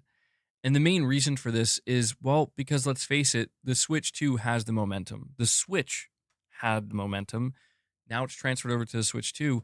I do believe this is more of Sony just trying to make sure that they have something on offer and they can at least say that, listen, um, we would prefer you to buy this over the Switch 2, but if you're somebody maybe who, like, I almost wonder if this handheld device is to convince a certain group of players where it's like they don't want a PlayStation 6. Maybe they already bought a Switch 2. Maybe the only thing we can sell them on is, do you want a proper PlayStation Portable? Not a streaming device, a proper PlayStation Portable. I do think that there's an audience of gamers that would be more excited for a new native PlayStation handheld than they would a PlayStation 6.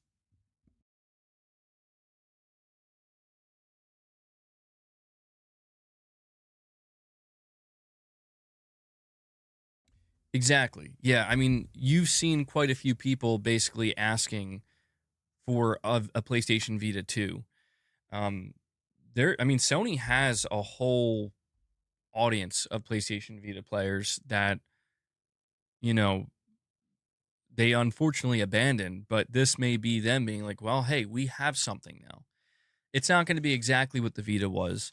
The biggest difference between this handheld and the Vita is the Vita was getting native support in the sense of, I mean, PlayStation Studios were making dedicated Vita games, and you're not going to see that with this handheld. Um, any game that's playable on this handheld will be playable on the console as well, which I think is better. I think that's kind of the dream scenario. Hold on, guys, I gotta let the cat out.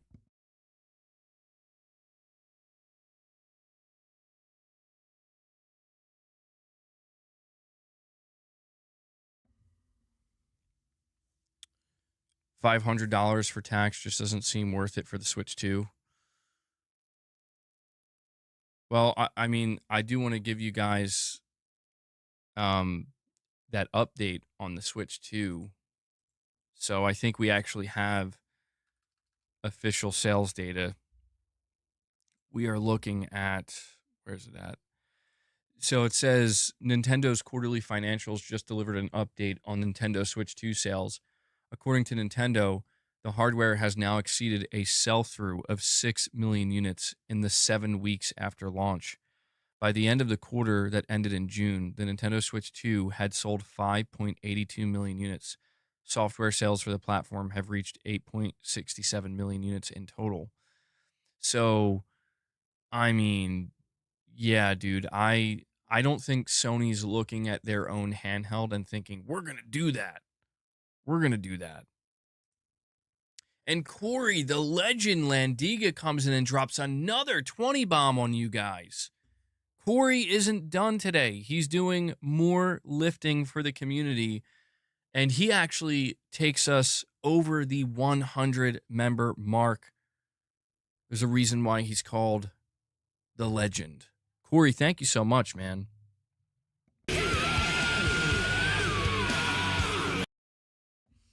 I don't play that one too often, but it gets me every time. With Corey's 20 bomb, that brings us to 101 members on the day. Unbelievable. Guys, thank you so much. Seriously, I mean, I don't mean to sound like a broken record. I know I always do, but you guys have been absolutely just destroying it.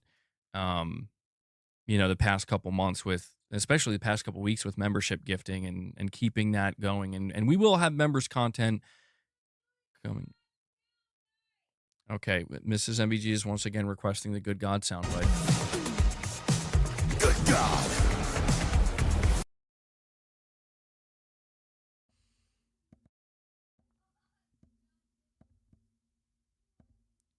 Okay, I'm not sure what's going on with my mic there. Hold on. So yeah, I do just want to say as well, Hanzo, you're saying that is cursed.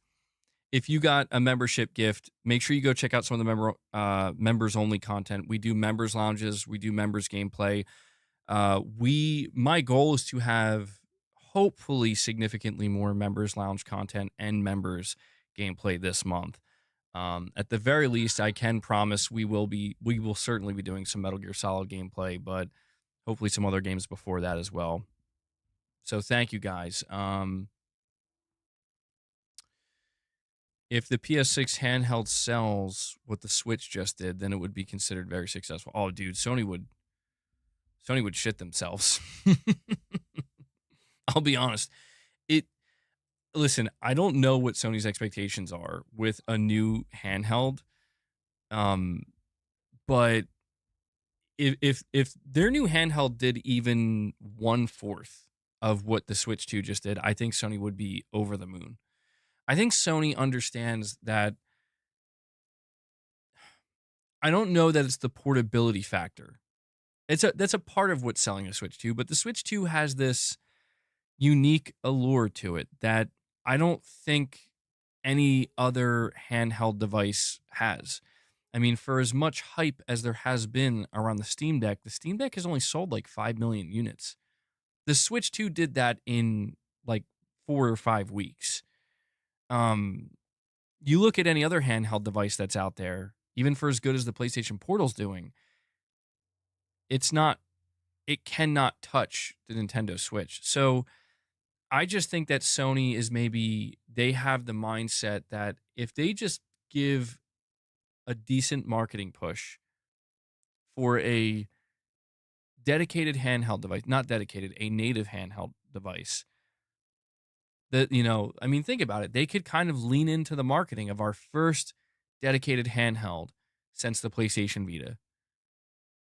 I don't think that they could call it a true successor to the PlayStation Vita, but the spiritual successor to the PlayStation Vita. I think Sony could sell many more units of that than they did so like if the PlayStation Portal has a lifetime sales of, let's just say, 5 million units when it's all said and done. The PlayStation Portal $200 streaming only device accessory, if that sells 5 million units, lifetime, I think a proper $400 to $500 very capable, native PlayStation handheld where most PS5 and almost all PS4 games could be playable on it. I think that thing would sell.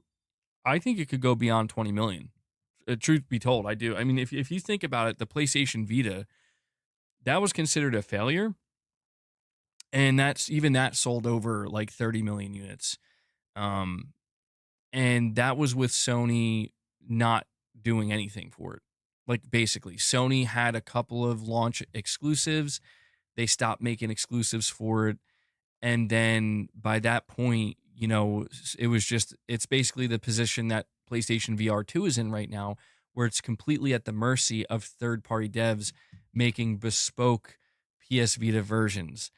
If Sony can come out with a handheld that's like, well, most PS4 games just automatically run on it, no problem. Most PS5 games can play on it or just need minimal work done by the devs.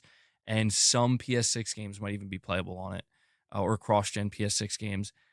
I'm telling you, man, I think that has a real chance of not competing with the Switch, not doing anywhere near the Switch's numbers, but being able to actually make Sony a viable, like not a viable, but a relatively dominant force in the handheld space again. So if Nintendo is the number one with over 100 million, over 120 million, potentially over 140 million Switches or Switch 2s sold, I think Sony will be in a distant second place. It'll be very distant, but compared to everyone else and everything else, I think it could be considered very successful. It's kind of like the Coca-Cola Pepsi thing.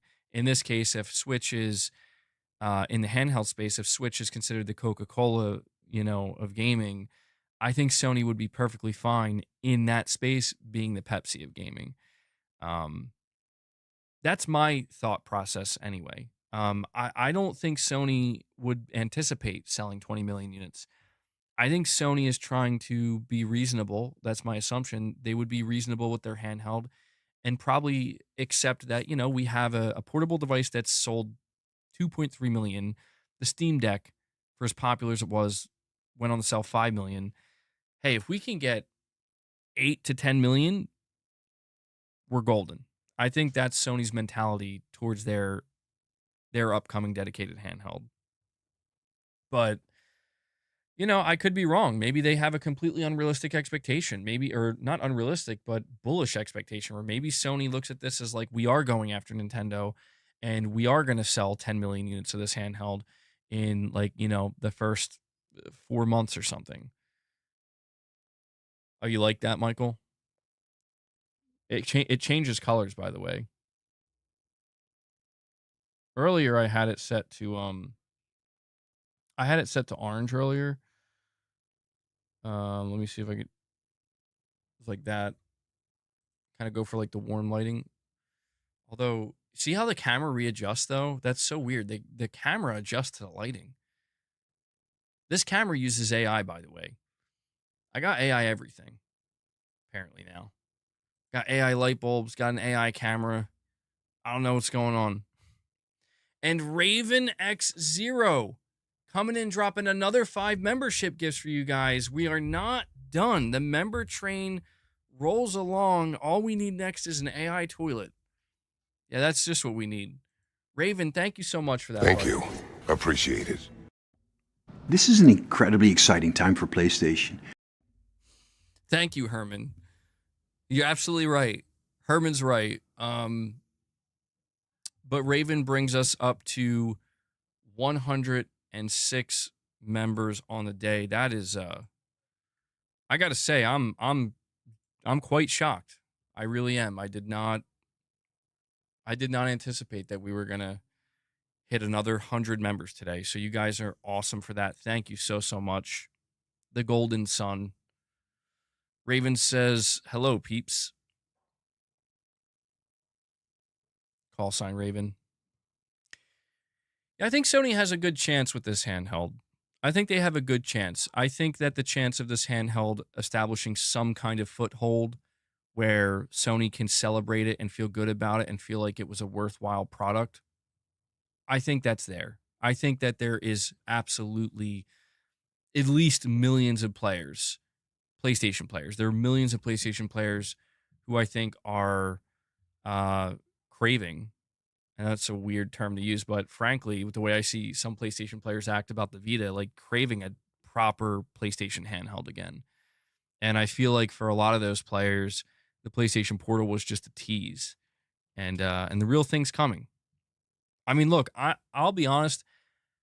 I would buy a PlayStation handheld just because to me that's exciting and like, whoa. Yeah, I wasn't there for the Vita, and apparently I missed out. People love the Vita.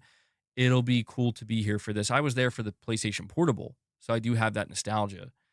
But I would definitely be excited for Sony to re-enter the handheld market in a meaningful way.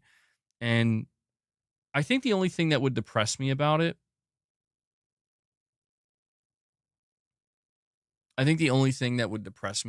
is knowing that the only way the PlayStation 6 handheld can work correctly with my PS5 or my home PS6 console is digitally.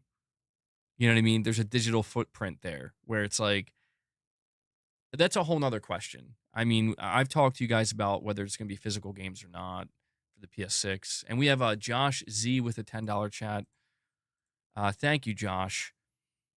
He says, chat loves crapping on the Switch too, but it sold that with 2 exclusive games. As soon as the library expands, the sales will follow. It does need to outsell the first one to be a success.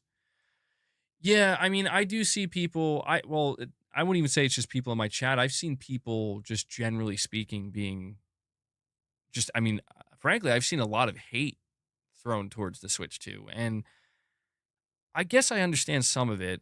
I still don't fully understand it though, because I don't know, man. I'm looking at it. I'm like,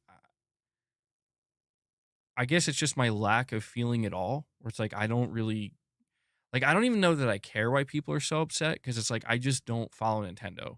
I don't. I don't give Nintendo my money.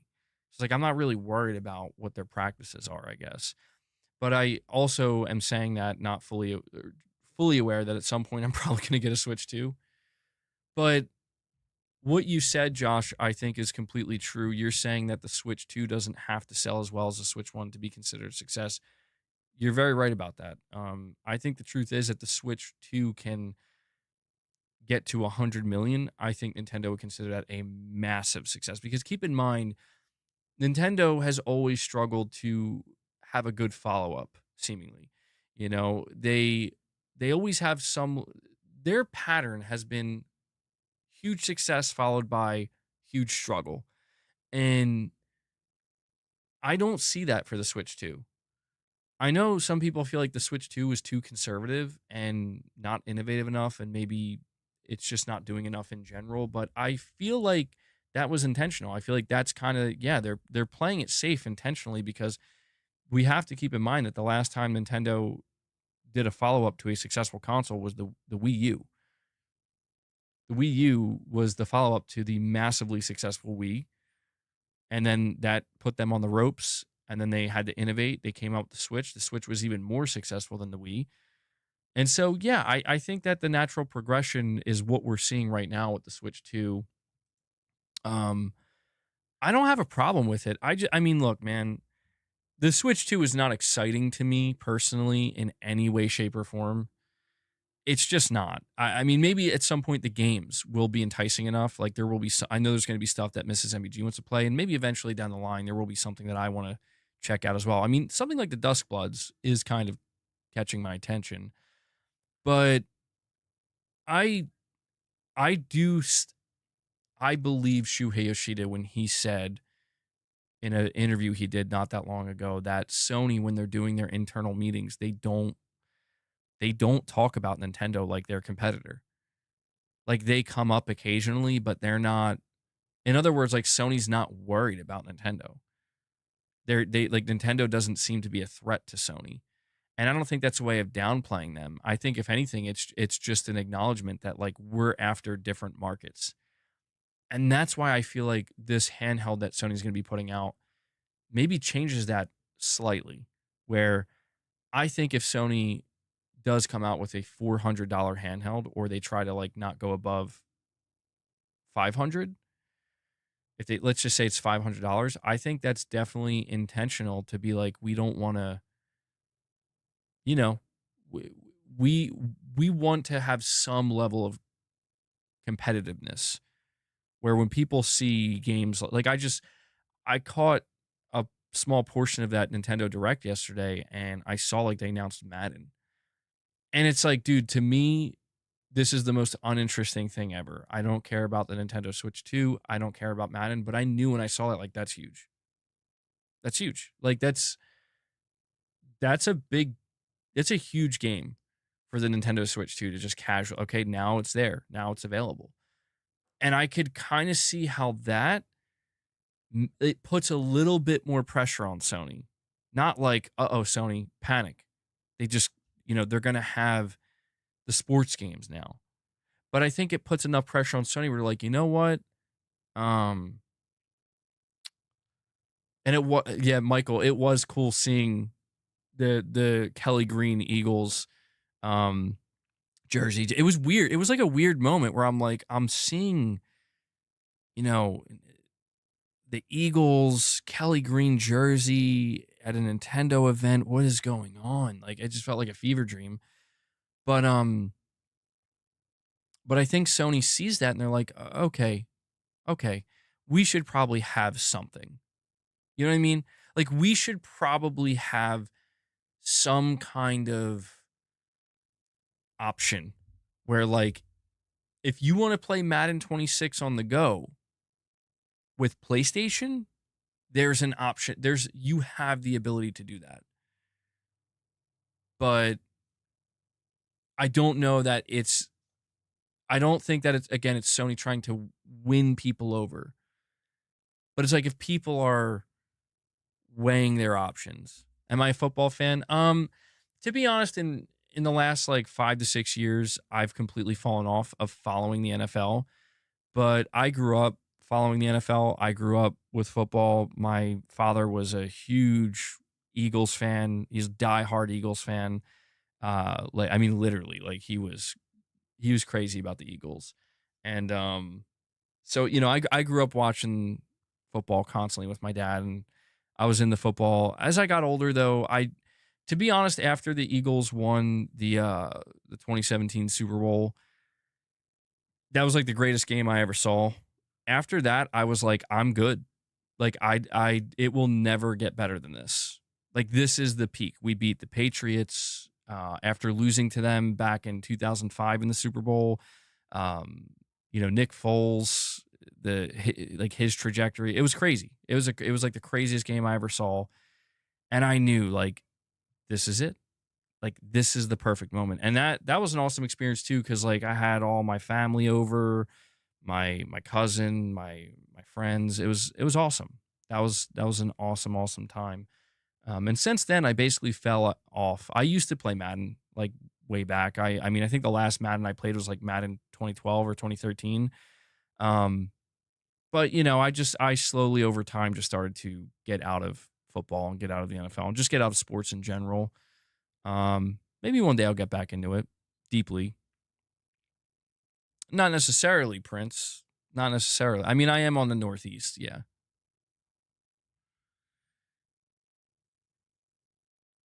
Yeah, no, last year was awesome for the Eagles too. I did watch that.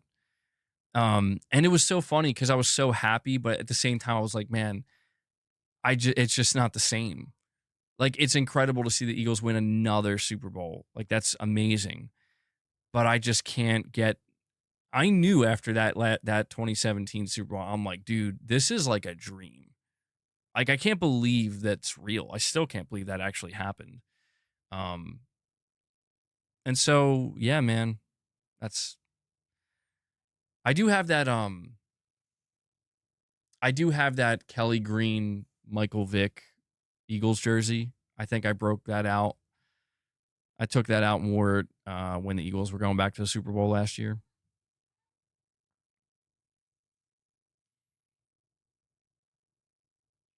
I don't know, Prince. I don't know. You tell me. You tell me. um, we're not going to talk about that, Hanzo.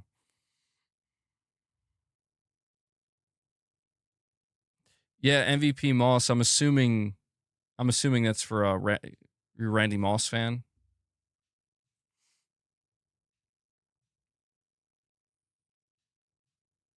Josh says, I just hope the Browns win before I die. Damn, dude. No comment on that one, Josh. You're an Eagles fan. Oh, cool. I mean, I'll always have a crazy nostalgia for the early 2000s Eagles because I was a kid growing up, watching that team like Donovan McNabb, Brian Westbrook. And I remember when like Terrell Owens joined the Eagles and there was all that drama between McNabb and T.O. and it was crazy, dude. T.O. crying at the press conference, being like, that's my quarterback. Like, to me, that's like the peak of football, and there's that nostalgia to it. But yeah, I used to love football. I don't know what happened. I fell off, I guess.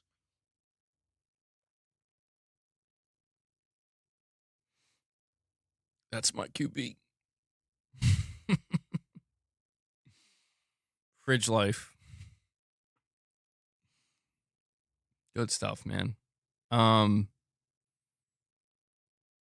Yeah, and just to reminisce a little bit more, I know in my closet I have like an Eagles NFC Championship T-shirt that my dad bought. It was his. He bought it when they won the 2004 NFC Championship, and he was so hyped.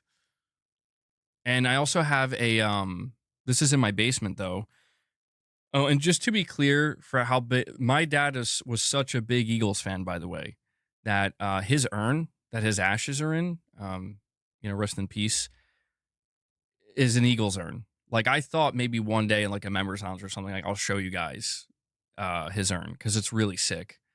Um, it's so unfortunate that he passed away. Like if I mean, I can only assume he was able to see them win wherever he was watching. He probably had the best seats, but damn, dude, he always made this joke. He's like, they'll win when I'm dead. That he always made a joke. He's like, that's when it's gonna happen. And then it was like, boom, you know, damn, he called it. He called it. But good times, good times. Yeah, he was a huge Eagles fan. My dad he just loves sports in general. Oh, it's all good.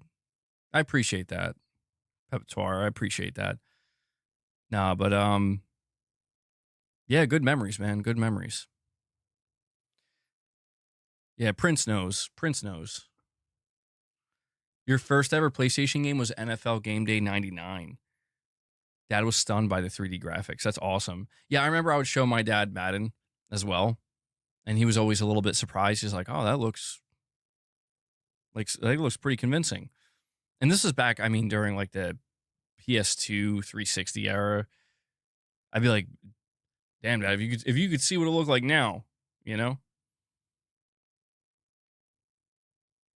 Damn, Titus, that's dark. Oh, I know. Yeah, I know. Tarnished. I know. MBG, strength and honor to your pops. Thank you for that, Corey. I appreciate it. I mean, I do feel a little bit bad that I fell so out of football. Like, I feel kind of bad about that because I'm like, damn, I don't think I properly kept the tradition alive. So I might have to put some effort in. I may have to start putting some more effort in where it's like, my son has shown a natural inclination towards football, like totally naturally, which is interesting. Where he was watching the game with us last year, the Super Bowl, and he was like really into it, and like, all right, yeah, we're gonna start getting him in the. He's clearly going to be athletic. I mean, he's an athletic kid. He's going to be very athletic, but he's seemingly showing a natural interest in sports. So yeah, I got to keep it going. I got to do more. The only other thing I was going to tell you is downstairs in the basement, I have this plaque. And I guess it's like a common thing. You could go like these sports shops and get like sports plaques and whatnot. And I have one for Donovan McNabb that I remember it was my dad's and he bought it like many, many years ago. I think it was from like 2002 or 2003. And I just held on to that for all these years and it's just chilling down there. So good shit, man. Good shit. We like to reminisce here sometimes. We do a little bit of reminiscing, you know? Sorry, Josh. I'm not sure how your super chat about Nintendo Switch 2 came to this, but here we are. MVP Mall says, keep the Eagles tradition alive for your dad. Dude, that's what I was like, bro. I can't, like, I could not believe the night of that Super Bowl 2017, I think it was February 2017. I could not believe it. I was like, oh my, I was like, I can't believe this. I was like, I can't believe it. It's exactly what he said. It's happening exactly the way he said it would. And you know what? This part makes me a little bit sad. But again, it depends on what you believe. And I like to believe he saw everything that was going on. The funniest thing is that my dad, and this is for people who actually like, follow the NFL or know the Eagles, he loved Nick Foles. He loved Nick Foles. And do you want to know one of the reasons he loved Nick Foles so much? And this is the funniest shit ever and so strange. He loved Nick Foles because Nick Foles reminded him a little bit of Napoleon Dynamite. And Napoleon Dynamite was like his favorite movie. I don't know why. It was just like his favorite movie. And for some reason, Nick Foles always just kind of reminded him of Napoleon Dynamite a little bit. I guess maybe he looked a little bit similar. No offense, Nick Foles. But I was like, oh my God. And of course, that would be the one. He would be the one to take us to the Super Bowl and win it. Wouldn't be any other way. Wouldn't be any other way. Anyway, Nostalgia BG. It's a family affair. Absolutely. Yeah, that's true. Mrs. MVG said he had the best seats in the house. You played one season in high school. Preferred freestyle wrestling. I feel like Corey's like he's like Al Bundy. Like, I scored 4 touchdowns championship game.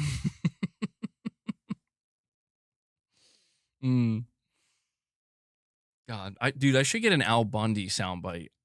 I just don't know though. Like, I feel like if I get an Al Bundy soundbite, how many people are gonna have no idea? Polk high.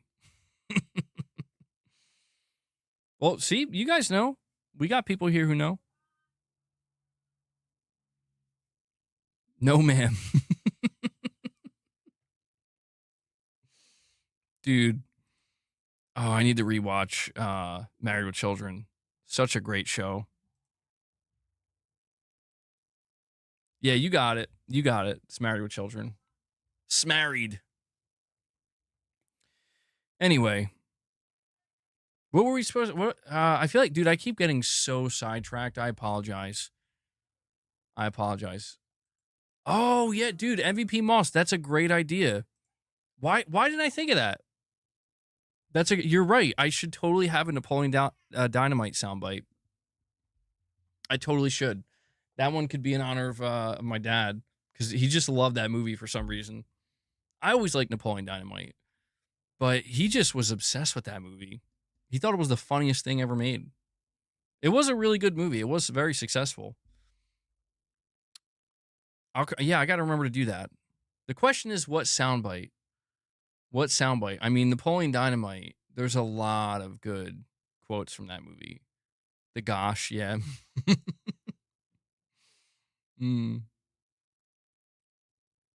Yeah, I'll think about it. I'll try to find the perfect one. Thank you for the idea, MVP Moss. I don't know why I didn't think of that. Soundbite of Pedro. Bro. Hold on.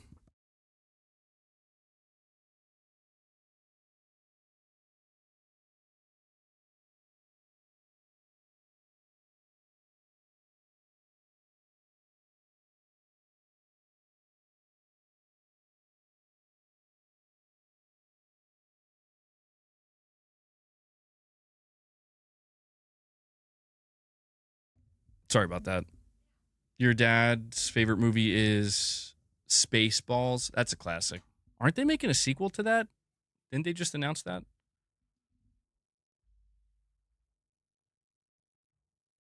Oh my God. Ray, how have I not gotten the Turbo Man one yet? Oh, you know what? Ray, I know why. It's because I did the put the cookie down. Yeah. That's from that is from Jingle All the Way. But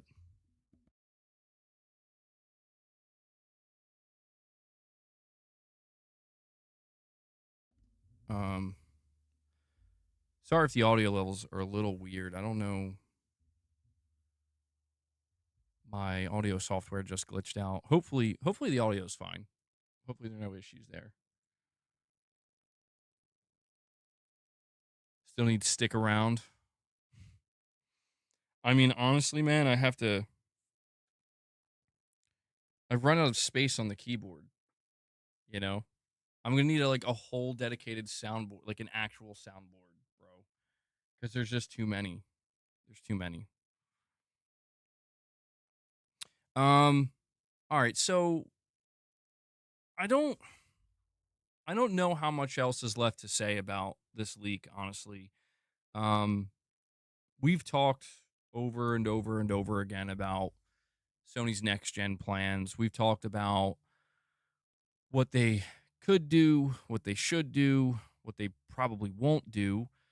And I feel like with every leak that comes out, even though the picture becomes a little bit clearer each time, it feels like there's still where we are right now, probably 2 years, give or take.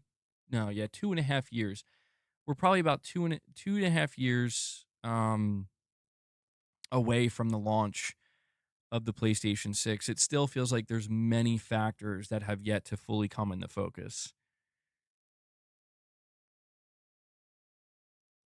Put the blood echoes in the bag, bro. Chopper Eric says more sound bites. Yeah, so we'll see what happens. The big thing that I'm going to be waiting to find out, honestly, with this specific leak is because the PlayStation Home Console and the PlayStation Handheld, it's clear that this is all stuff from 2023. This is from an AMD uh, pitch to Sony of what it will be. I'm just curious to know if anything changed, or if it's basically like, yes, this was the plan that they devised in 2023. This is what they're currently in the process of executing. And this is how the PlayStation 6 generation will roll out. And I'm assuming we'll find that out probably in the coming months, the next year, year and a half. Need a Kratos soundbite? This is Kratos, dude. Thank you. Appreciate it. But I know what you're saying, like a more proper Kratos quote or something. PS69 in 2034.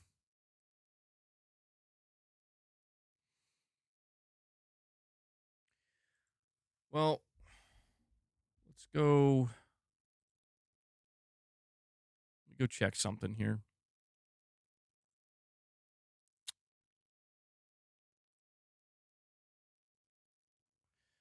Next Bioshock game changes leaders after development turmoil. Uh-oh. This just broke 3 minutes ago. I don't know how many Bioshock fans. I've never really got into Bioshock, actually. I heard it's incredible. But um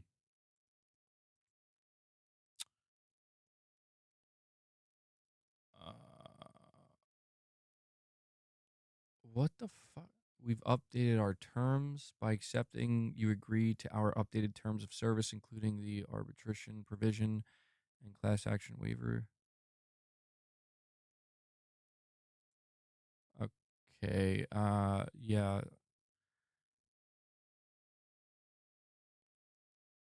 Fire the creative director from a creative position. Puts this. All right. So it seems like, yeah, the next Bioshock is in seemingly development hell based off of this new. That's not good. Yeah, that just broke 3 minutes ago. Apparently, the leadership of the next Bioshock game changed, but according to the article, it seems like it's still many years away. That sucks. I mean, I have a question. Like, is there a lot of hype for the next Bioshock game, knowing that Ken Levine isn't part of it? I feel like there isn't much hype.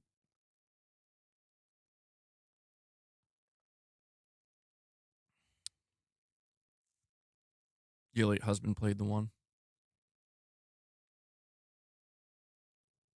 When does TES News ramp up?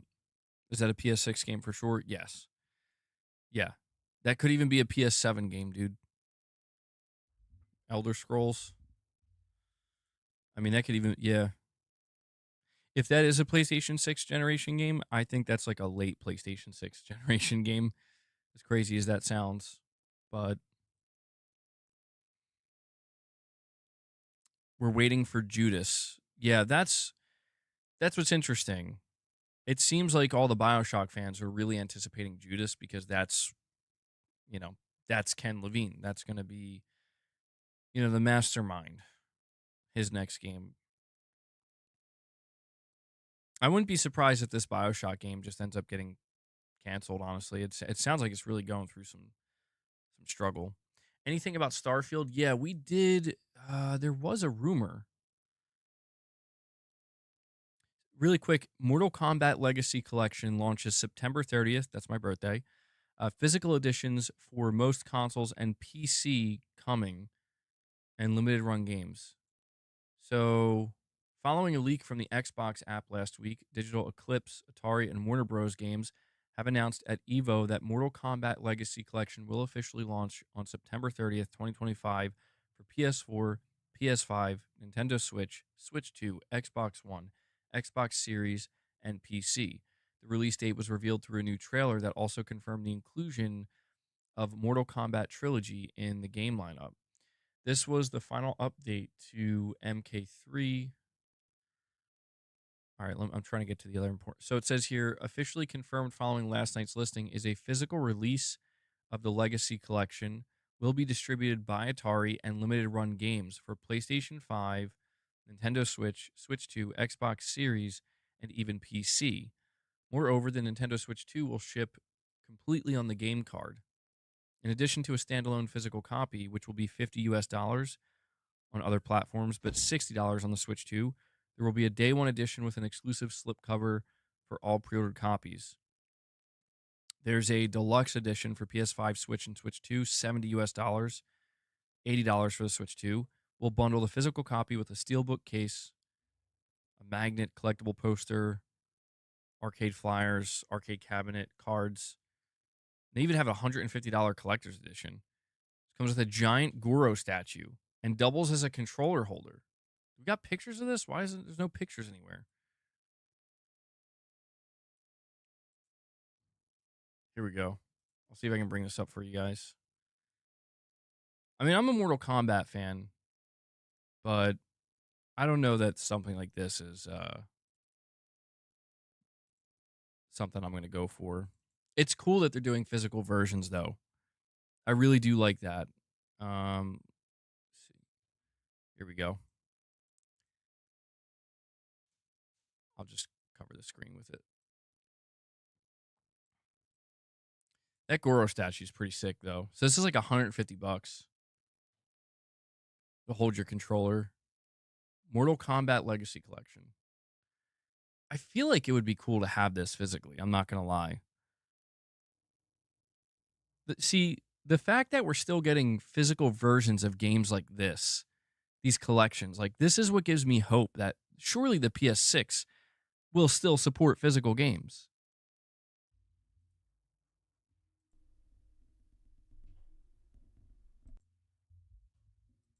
But there you go, man.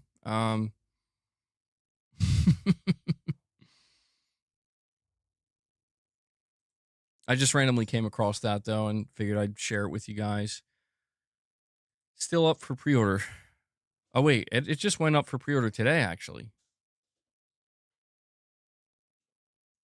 That's crazy that they're doing a physical version for Steam, man. That's kind of crazy.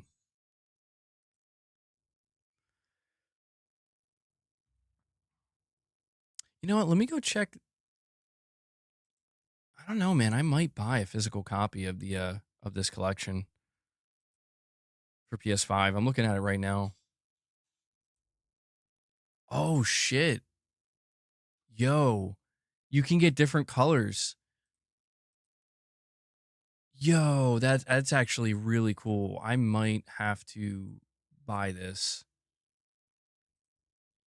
Look at this. You guys got to see this.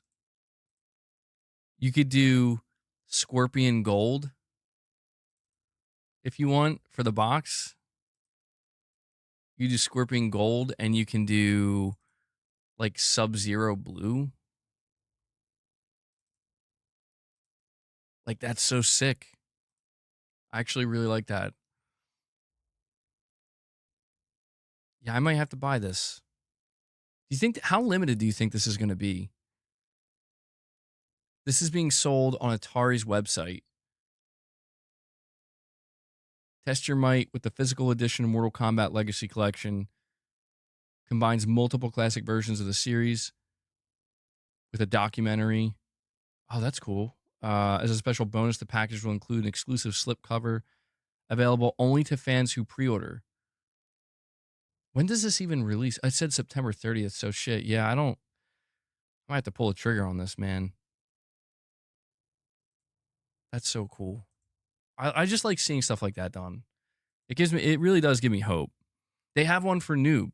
Yeah, they have or I think they have Scorpion Gold, Reptile Green, Smoke Black and Sub-Zero Blue. Or they just have the standard edition. You could just get the standard edition if you want. Cool stuff. Yeah, I like that. Yeah, I might have to you're saying you might have to do it too early, bud? Beast Mode says I'm there, bro.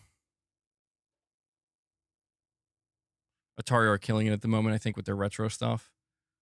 Yeah, I mean, that's the thing, dude. I'm not even like these Mortal Kombat games are kind of before my time. I have very minimal experience with like the original trilogy. It's actually like the PS2 era games and beyond that I really have a fondness for. But even I think, I mean, they're they're legendary classic titles, and I don't know. I just love the idea that they're doing a physical PS5 release with custom slip covers. I really like that. Although somebody did say, and I got to know what you guys think of this. The top comment on Reddit says that this is being done through limited run. Those physical copies are not arriving for at least 6 to 12 months. Is that true? Does anybody here have experience with limited run games? Because I'm not going to lie, that would kill my hype. If it's like, yeah, you ordered it, you'll get it a year from now. I don't know if I would still be hyped. Like, I mean, I guess I would probably forget about it. And then it would arrive one day and be like, oh shit, I forgot I even bought this. Oh, you think I'll be okay being in the United States? Okay. That's crazy, having to wait that long. Lost Isley says it's true. Oh, man. You bought a $400 item from them and didn't get it till 4 months later? Wow. What was it that you bought, Prince Groove? That's crazy. You recently got the cardboard box version of Tekken 1 plus 2. Big box version. Had Tekken 3 since the PS1 days. Yeah, dude. Tekken 3 is one that I remember fondly. I love Tekken 3. Star Wars Jedi Survivor with the lightsaber. Oh, okay. Yeah, that's a crazy wait time. Real size lightsaber. Tekken 3 is goated. I agree. I do agree. Yeah, I'll think about this. I'll think about if I'm going to buy that or not. I got to be careful not to just impulse buy. Like, that's the thing. Because like I'm like thinking, like truthfully, I would be buying this to collect. I don't know if not even like for money reasons, like to save it so it'll be worth something one day, but just because it seems like a cool item to have. But here we go. Somebody was asking earlier about Starfield releasing on PlayStation 5. We do have a new report here from MP First, and they say here, quote, according to our sources, MP First was told that Starfield will not be released for PS5 in 2025, partly due to the RPG's weak sales of the first expansion, Shattered Space. Instead, Microsoft is leaning toward releasing the Starfield PS5 version in spring of 2026. For those not in the US, spring starts in the middle of March and runs until mid-June. From what we were told, Starfield's release on PS5 is planned to coincide with the game's second expansion and other quality of life updates. We are also not expecting any announcement about the PS5 version of the game at this August's Gamescom, so don't expect it to be shadow dropped like Bethesda's Elder Scrolls 4 Oblivion remaster a few months ago. I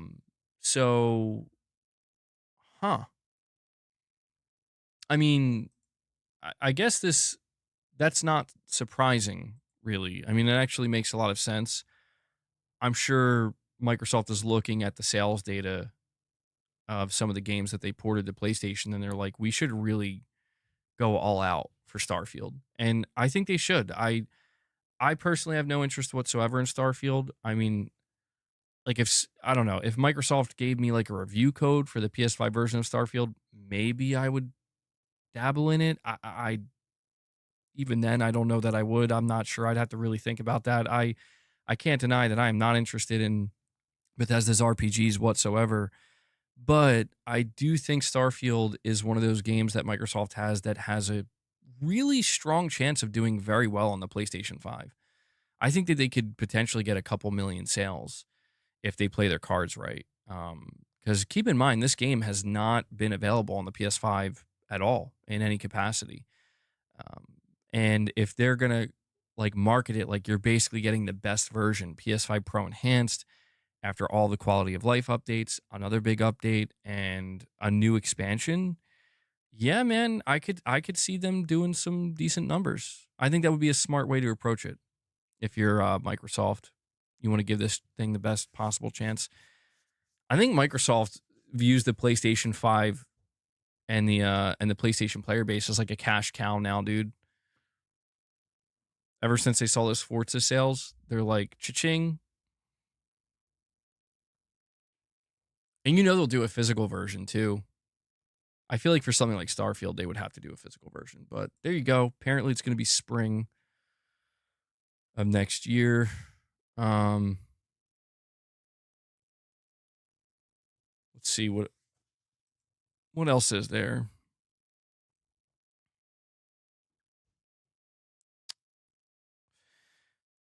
There's another rumor here. I don't know how.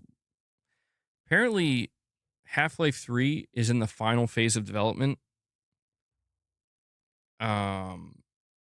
Goddamn. Okay. Well, I don't know. I mean, apparently it's coming from like a decent source here. It's I saw this making the rounds, and I don't I don't know that this is. I was thinking about making this a topic of discussion today, but then I realized that like I don't think this is really newsworthy, frankly, because we literally just talked about it. But according to Nate the Hate, he said more Sony games will come to Xbox. Let me see if I can.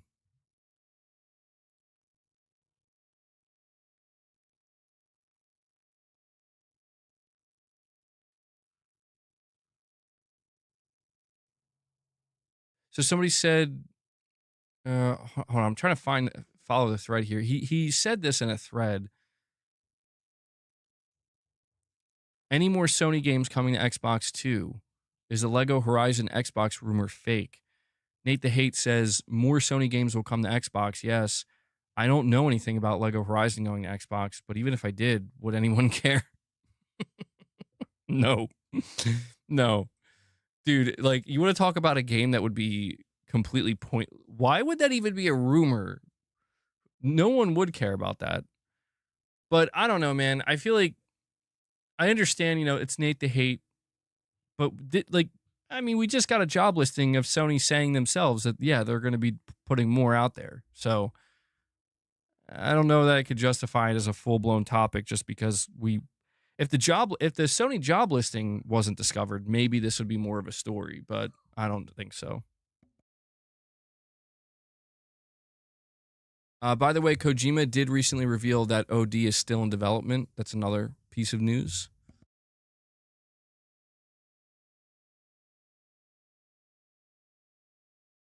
Oh, and did you guys see? So yesterday during the Nintendo Direct, we did have it announced that that Plants vs Zombies Replanted, aka remastered, finally making its way to PlayStation 5. Man, the original Plants vs Zombies has been stuck, at least in terms of PlayStation. The original Plants vs Zombies was stuck on the PS3 and the PlayStation Vita, and if you wanted to play it on your phone or something or on mobile, you have to play it with ads, which is ridiculous. They don't even let you buy the game anymore. So they remastered it. They're going to be selling it, I think, for $20, coming out in October. Dude, the original Plants vs. Zombies game, I got to be honest, is one of my favorite games. I just love that game. So I was hyped to see that announced, and that'll be day one for me. But, just figured I'd cover some other random gaming leaks and news at the towards the end here, so it wasn't just one singular topic we talked about the entire time. But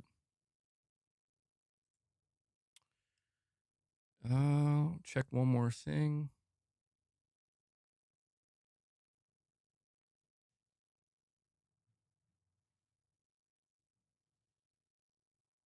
Okay. What is this?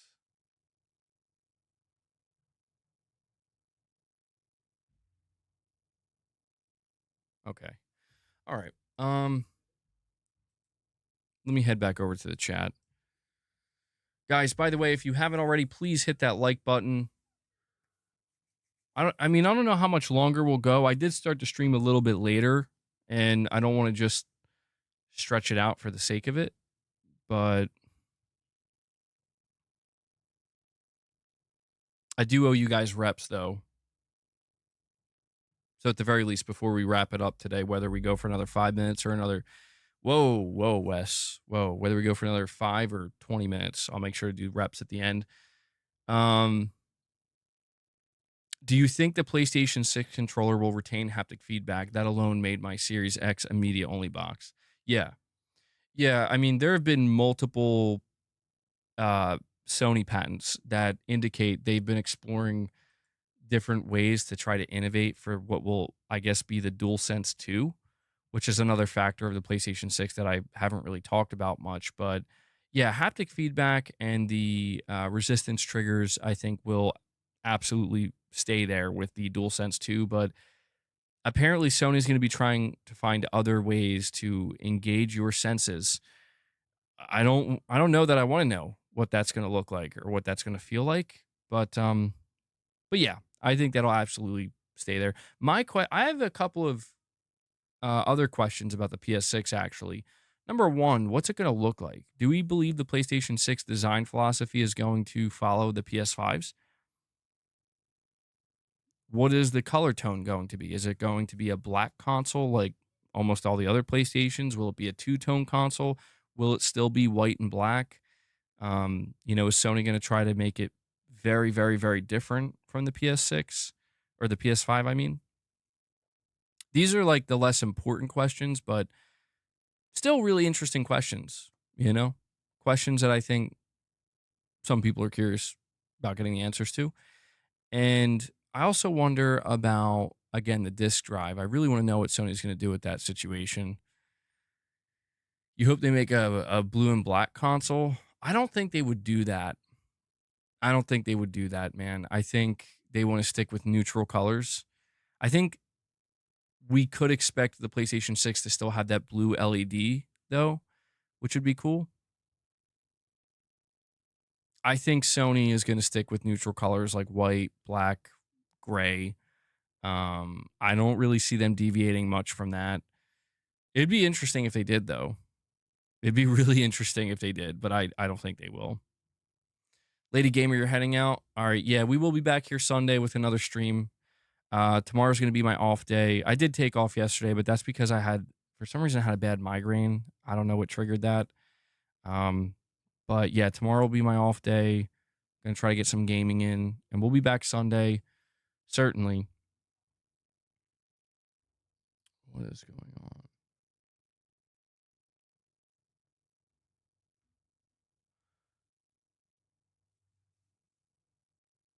You don't want to press X on this podcast. You want to press circle.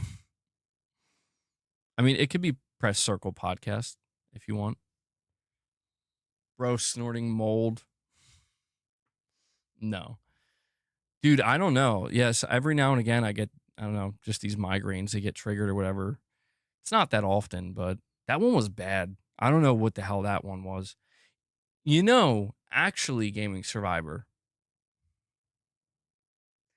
Actually, come to think of it, you know what I did the day before?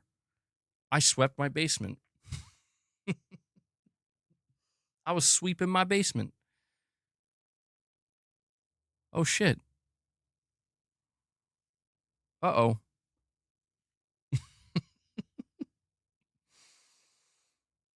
I'm not even kidding. I swept my basement, dude. Sweeping the mold, huh? There's no way. Well, you know what? You know what though? Yeah, that basement floor, like it wasn't even that dirty. It's just I don't know the smaller like dust particles or whatever. Because like you know anything I leave in the basement from people walking on our you know on the first floor, I notice like it will get covered with a light layer of sawdust, I guess, or like wood dust or whatever. And I guess that's just from it's just from us walking on the floor. Um, like I have this electric drum kit down there that I haven't cleaned off in a while, and it's got this just like thick layer of light brown dust. It looks like sawdust essentially. Um, so I'm like wondering if it had something to do with that. I was just like basically like sweeping that around. I don't think it's mold. I don't see mold anywhere. So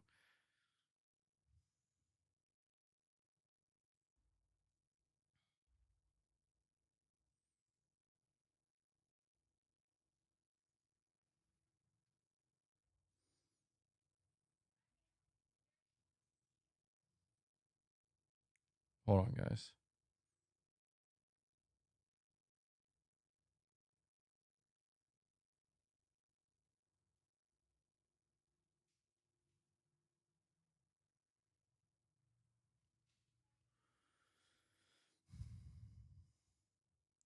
Yeah, one day I would like to finish the basement. I don't think I'll be the one to do it though. I don't have the know-how. I wouldn't know how to. People have told me doing like drop down ceilings is pretty easy. Maybe it's not that hard, but did I check the vents? I think the vents are okay. I mean, come on, bro. Like, what do I look like? What do I look like, Wes? Be crawling in my vents like Snake?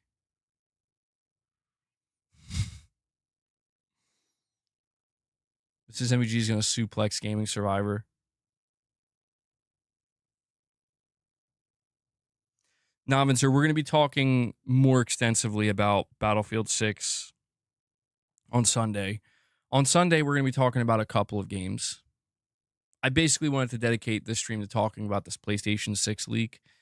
We did touch upon Battlefield 6 briefly at the very beginning of the stream, though, but it looks very good. And, I'll definitely have more to say about Battlefield 6 because I am going to play the open beta. Maybe I'll stream some of it. Why not? Maybe we could do, maybe that's what we could do for some members gameplay soon. Some Battlefield 6 beta gameplay. We got addicts for days down south, but hardly any basements. Why is that? Yeah, that's true. Mrs. MBG says the strangest thing we've ever found in our house is a super old TV in the back of the crawl space. Crawl space, yeah. This was this was upstairs, and it was weird. I think it had like a VHS player under it, like connected to the TV. It was like one of those ones, an old CRT TV with a VHS player built in. It was like something out of Resident Evil or something. I don't know. It was like something out of Resident Evil or something, man. Said the word something twice in one sentence. The ground quality, at least where I live, is called gumbo. It's too soft. Wow. Gumbo. I got that gumbo ground. I got that soft ground. Yeah, there was a tape inside of it, Gaming Survivor, but I'm like, oh, hell no.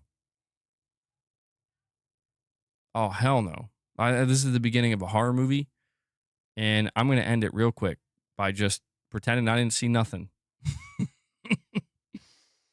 It's like you see so many horror movies and you're like, there's a specific moment where if the main character just decided to walk away and do nothing, that's it. That's the end of the movie.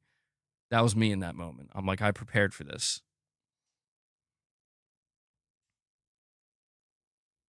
Found the zombie in the attic. It was just me looking in the mirror. Damn.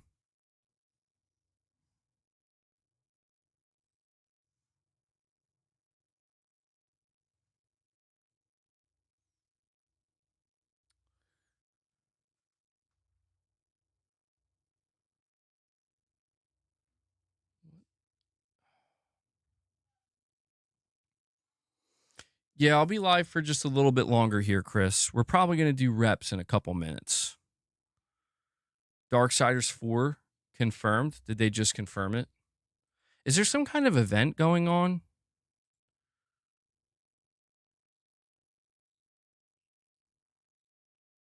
Darksiders 4 announcement teaser. Posted 20 minutes ago. Reanimal. Yeah, what publisher is this? THQ? Is that who it is? Right? THQ Nordic. Oh, okay. Yeah, because I was on the PS5 subreddit and I saw a bunch of announcements coming from them. Saw there's like a SpongeBob game. But that's cool. Darksiders 4. I'm not even joking. A big old swamp behind my backyard fence line. Sometimes the water's so nasty it has red algae. Shit can't be good. My God, yeah. Dude, I don't have anything like that near me necessarily. Not like that. I don't even want to go outside as it is. I don't even want to deal with my own backyard, dude. I'm not one with nature. All right.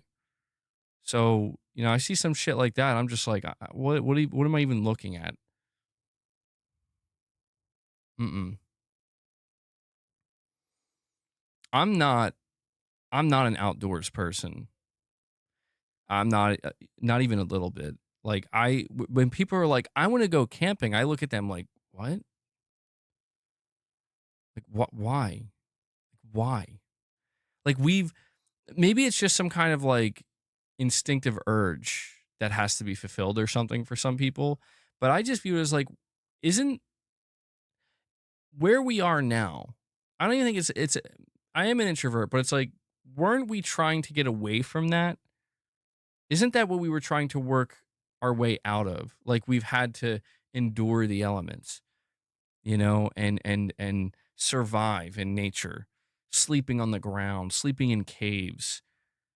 And like we finally, we've evolved and we've gotten to a point where like we can live great now. Like why would you willingly go back? I don't know, man. I don't know. Agoraphobia. No, I don't have agoraphobia. I don't have a fear of going outside. I think that's what is it? What exactly is the definition of agoraphobia? Agoraphobia is an anxiety disorder characterized by the fear of situations where escape might be difficult or help might not be readily available. Oh, that's actually different than what I thought. This fear can lead to avoidance of various places and situations. Okay, well, apparently agoraphobia is fear of not being able to escape a difficult situation. Which is not, is that really always what agoraphobia was? Fear of places and situations that might cause panic, helplessness, or embarrassment. Sheesh. Yeah, mine's not, I'm not agoraphobic. There's no fear of like, yeah, AKA outside. There's no fear of embarrassment or not being able to escape. For me, it's fear of annoyance. How much different is that? Is that the same? Does that count? Well, it's not even fear though, too. Like it's not even fear. It's like I know. Like I know I will encounter something that annoys me and I don't want to deal with it. I don't want to willingly subject myself to something that's going to annoy me. I guess that's just called antisocial. I don't know. Antisocial disorder or whatever. Oh, let me look it up now. Antisocial disorder. Antisocial personality disorder, or ASPD, is a mental health condition characterized by a long-term pattern of manipulating, exploiting, or violating the rights of others. What? Individuals with ASPD often disregard social norms, lack empathy, and may engage in reckless, impulsive, and aggressive behaviors. They may also exhibit a lack of remorse and have difficulty forming meaningful relationships. Okay.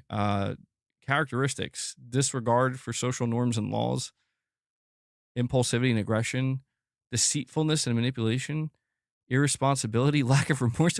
What? Bro, does this not sound completely different than what you would have thought? That can't be right. This is what Google's AI is giving me.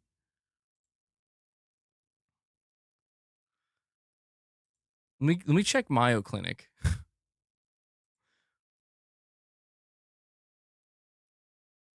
Tend to make others angry or upset, manipulate and treat others harshly with cruel indifference. Dude, I'm having.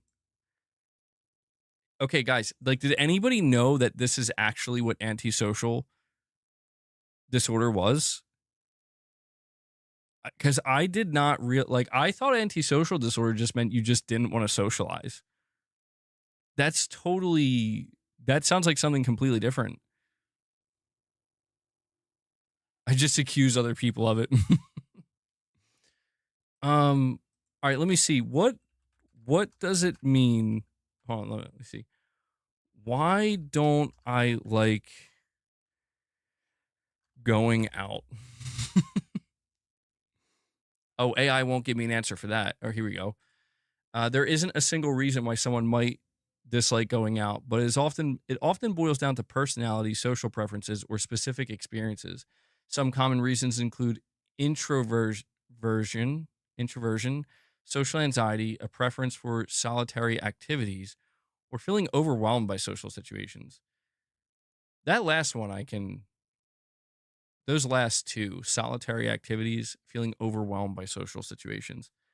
I think that's what it is. The outside world people overwhelm me, man. The outside world is overwhelming. It's too much. There's just too much shit going on at any one time. I don't want to be around any of it. Leave me alone. Antisocial behavior is harmful. It's not what you think. You're looking for avoidant personality disorder. Oh, wait, that's a great one. Is that what it's called? Avoidant. I love these. There's so many names, man. Okay, here we go. Avoidant personality disorder, or AVPD, is a mental health condition characterized by a persistent pattern of social inhibition, feelings of inadequacy, and hypersensitivity to negative evaluation. Individuals with AVPD often avoid social interactions and new experiences due to fear of criticism, rejection, or disapproval. See, I don't know about that one, though, either. Because, I mean, I've had circumstances in my life where I've had that feeling of, like, fear of criticism or fear of embarrassment or disapproval. But these days, it's not so much about that. At least I don't think so. It certainly doesn't come off that way in my mind. Let's see. Common behaviors.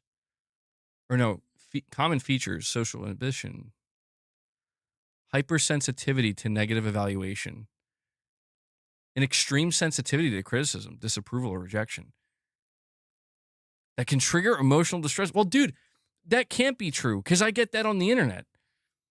That can't be what I have because I literally live that every day. So I have. The internet has given me avoidant personality disorder, bro. I'm like Trevor when it comes to people. Oh, hell no, dude. Avoiding social gatherings, work-related activities, or new experiences that involve social interaction. Okay, check one for me. Hesitation to initiate conversations or develop close relationships due to fear of rejection.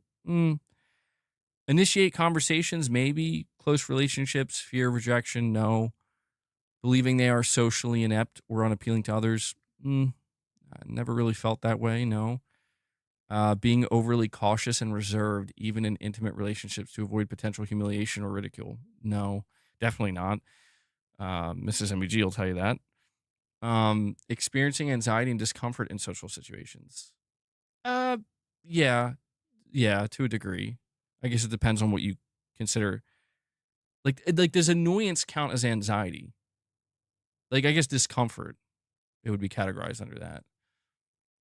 While the exact causes of AVPD are not fully understood, research suggests a combination of genetic, psychological, and environmental factors. Early childhood experiences, genetic predisposition, temperament, treatment, psychotherapy, medications. Interesting.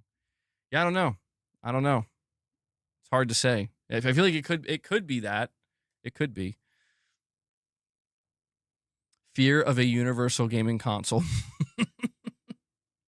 There's going to be whole new names for mental disorders, whole new mental disorders that come from the aftermath of the console war, bro. Do you think Jason from GTA 6 will replace Jason Voorhees as the first Jason we think of? That's such a crazy question. Maybe.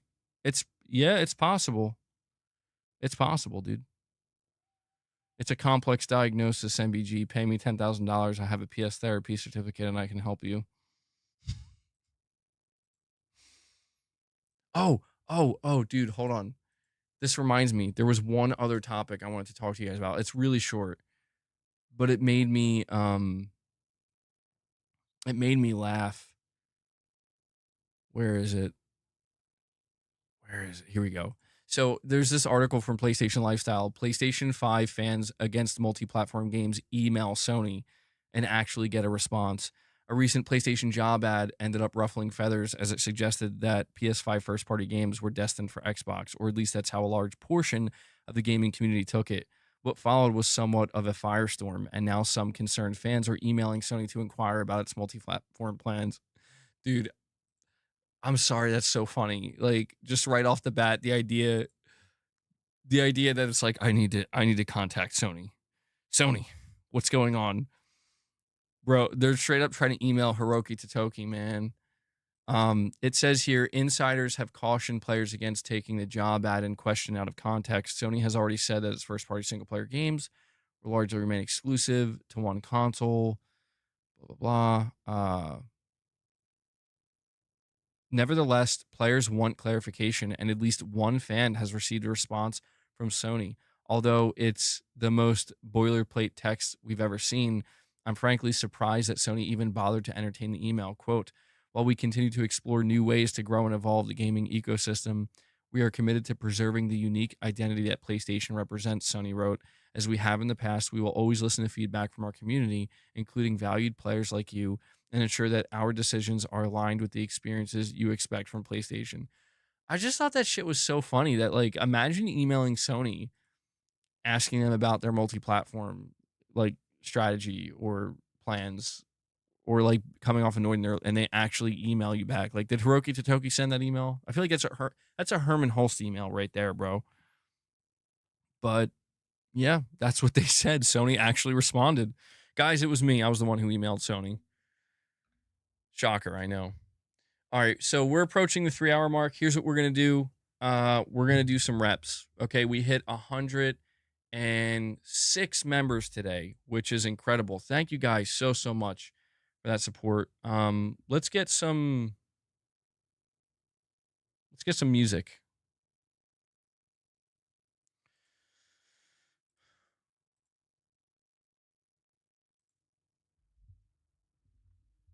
What should I play here? Here we go. We'll do something a little bit different.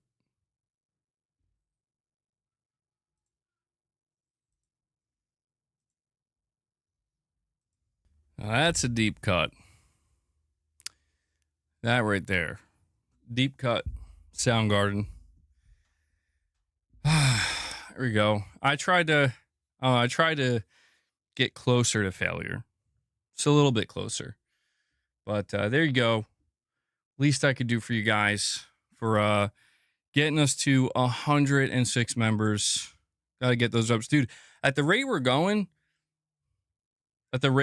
man, we keep hitting membership goals like this. I have to do reps after every single stream. I'm going to get jacked in the next couple months. If we keep it up for that long, yeah, my shoulders specifically. Gotta Got to round them out a little bit more. You know, we're getting there. We're getting there. I'm going to be swollen. I'm going to be swollen. Man, that sounds wrong. But guys, that's going to wrap up this episode of Press X Podcast. Thank you so much. You know, as you know, these ending segments where we're doing the reps, if I'm playing songs that get copyright, they end up having to get cut out. So if you're able to, you know, catch it live, I hope you enjoy it. But yeah, we had some good conversations, talked about this big PS6 leak, console, handheld, and we just hung out for a little while. So August 1st, man, where's the time go? Seriously, like, I don't know about you guys, but it feels like just yesterday was January, right? It feels like just yesterday we were talking about games we're going to be playing in 2025, and here we are. We're beyond the second half of 2025. Where's the time going, man? It's flying. But I guess that means we're just having a good time. So, all right. Shout out to this community. If you dropped membership gifts, you're the GOATs. If you dropped any super chats, any direct donations, yes, even RichRod. Thank you guys so much for that support. We are totally fan funded. We don't do sponsorships. You guys make this possible. And I'm incredibly grateful for that. So thank you so much for supporting me, my family, the community, and everybody else. We will have members content coming up this upcoming week. So please look forward to that. I did put out a video earlier talking about this PlayStation 6 leak if you want to go check that out. And yeah, that about wraps it up. I want to make sure to give a special shout out to Devil Shooter as well. He does the timestamps for the podcast. So if you see him in the comments with those timestamps, give him some thanks, show him some love. I know he really appreciates it. Thank you for what you do, Devil Shooter. And that wraps it up. Guys, please enjoy the rest of your Friday. Again, we'll be back here Sunday with another PXP episode. So I hope to see you then. And that's it. So till next time, guys. Take care. And thank you for letting me be myself.